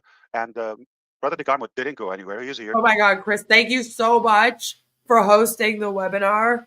You are just the most amazing man in the whole world, and the best looking and the most kindest and the most generous. We just love you so much. Love bomb, love bomb, love bomb, love bomb. You just need to be, you got a flat tire, need to be fixed. That's it. He's It was back a on the big- road. Ash, thank you. It was a big flat tire, let me tell you. I tell you what. And Hey, I got a he's shop just you go plain to. hard to get. You got I nothing. think he He's wanted fine. attention. I just think he wanted some attention. that's all. Yeah. Hey, He's the Chris, sneaky one. I'm not the sneaky one. And I'll do this Yeah. one more thing. I'm saying, Yeah, of course. I want to give a big, humongous thank you in my heart out to his wife, Dawn DeGarmo. She has gone through hell and back for the last couple of weeks. She's a very strong, amazing woman. I got to talk to her daily, and what she does, not just for the last couple of weeks, but what she's always done.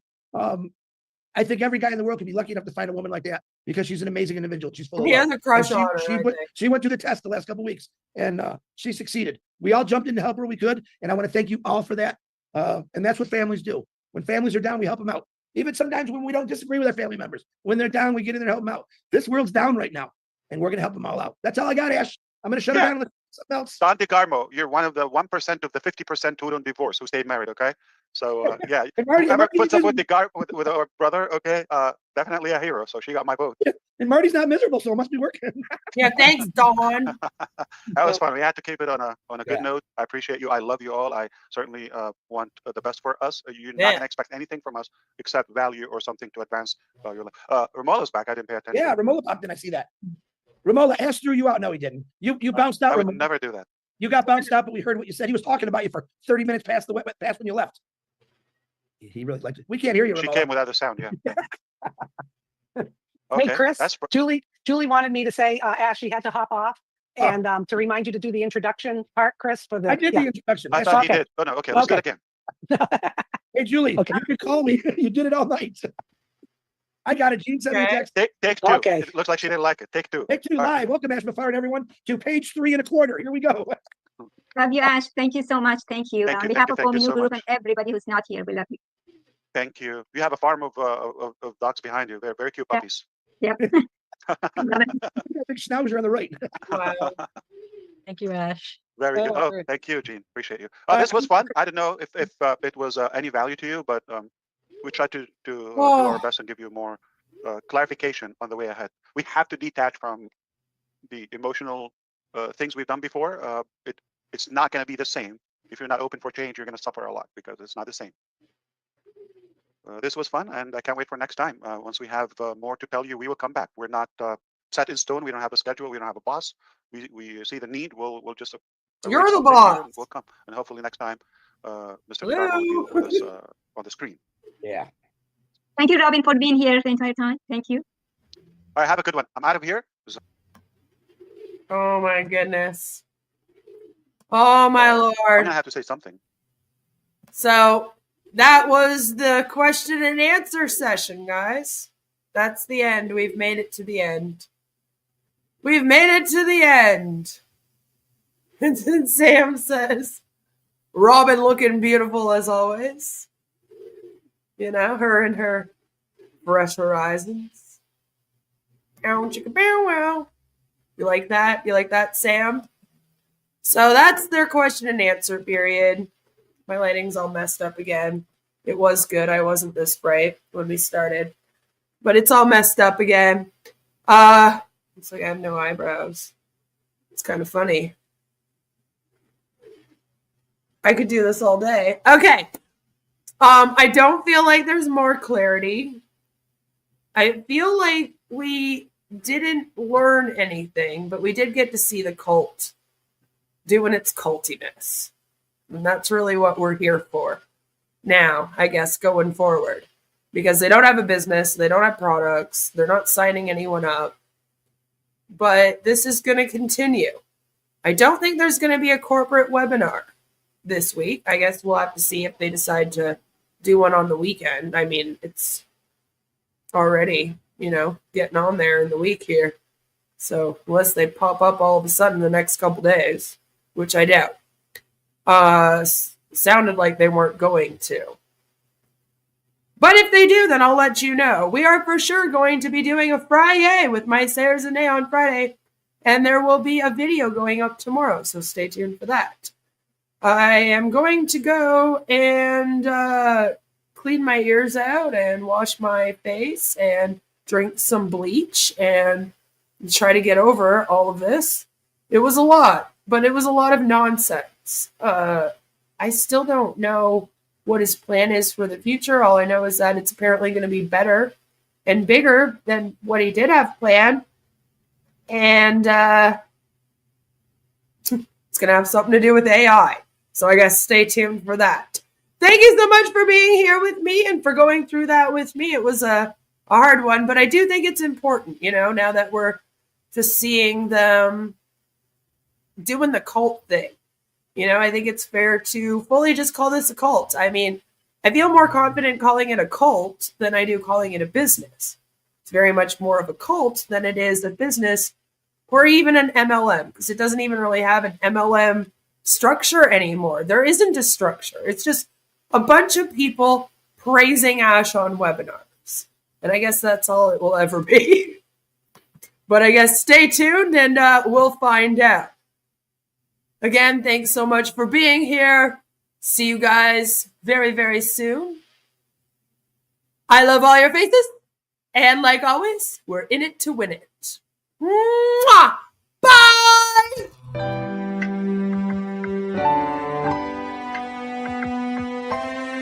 My name is Ash Mufara, and I'm your friend.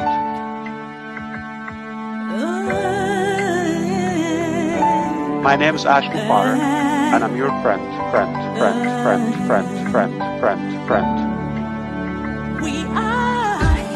I'm Mike Ellis, by the way.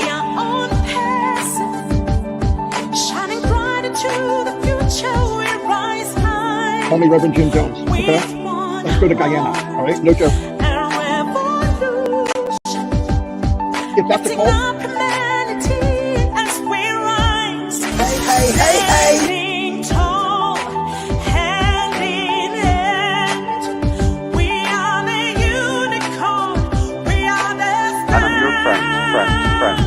Friend.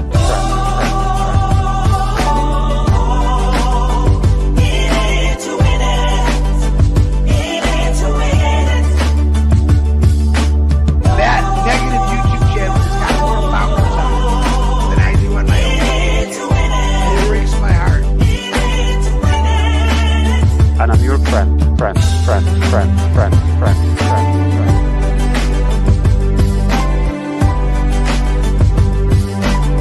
My name is Ash Mufara. If you're rude, if you've been doubting or sighing or we know who you are. Stop going there. She wants to be the first to make us look silly. Yeah, Queen of Karma's on there asking for a debate. That's the lady I brought on. Her debate was 3 minute Ash. And another Queen of Karma asking about why don't we answer the questions. I think we've answered that over and over again. I've been answering them all morning long. It's not the answer you want. Yeah. Call me Reverend Jim Jones, okay? Let's go to Guyana, all right? No joke. All right, this is a great way to start your day. Come here and tune into crazy men talking about their experiences.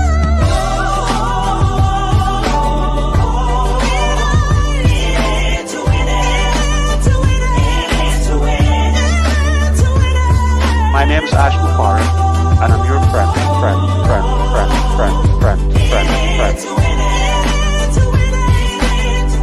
I'm Mike Ellis, by the way.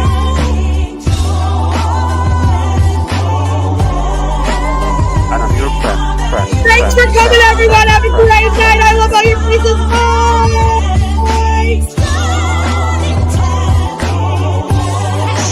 going there.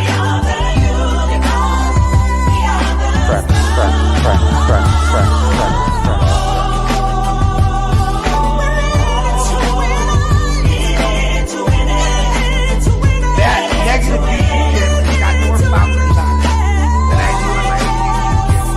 It breaks my heart. And I'm your friend.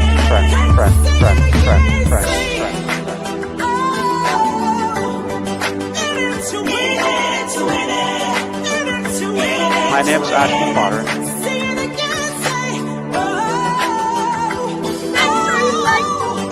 Stop going there. Yeah, Queen of Karma's on there.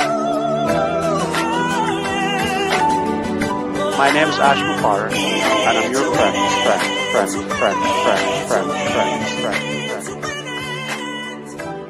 Let's go to Guyana.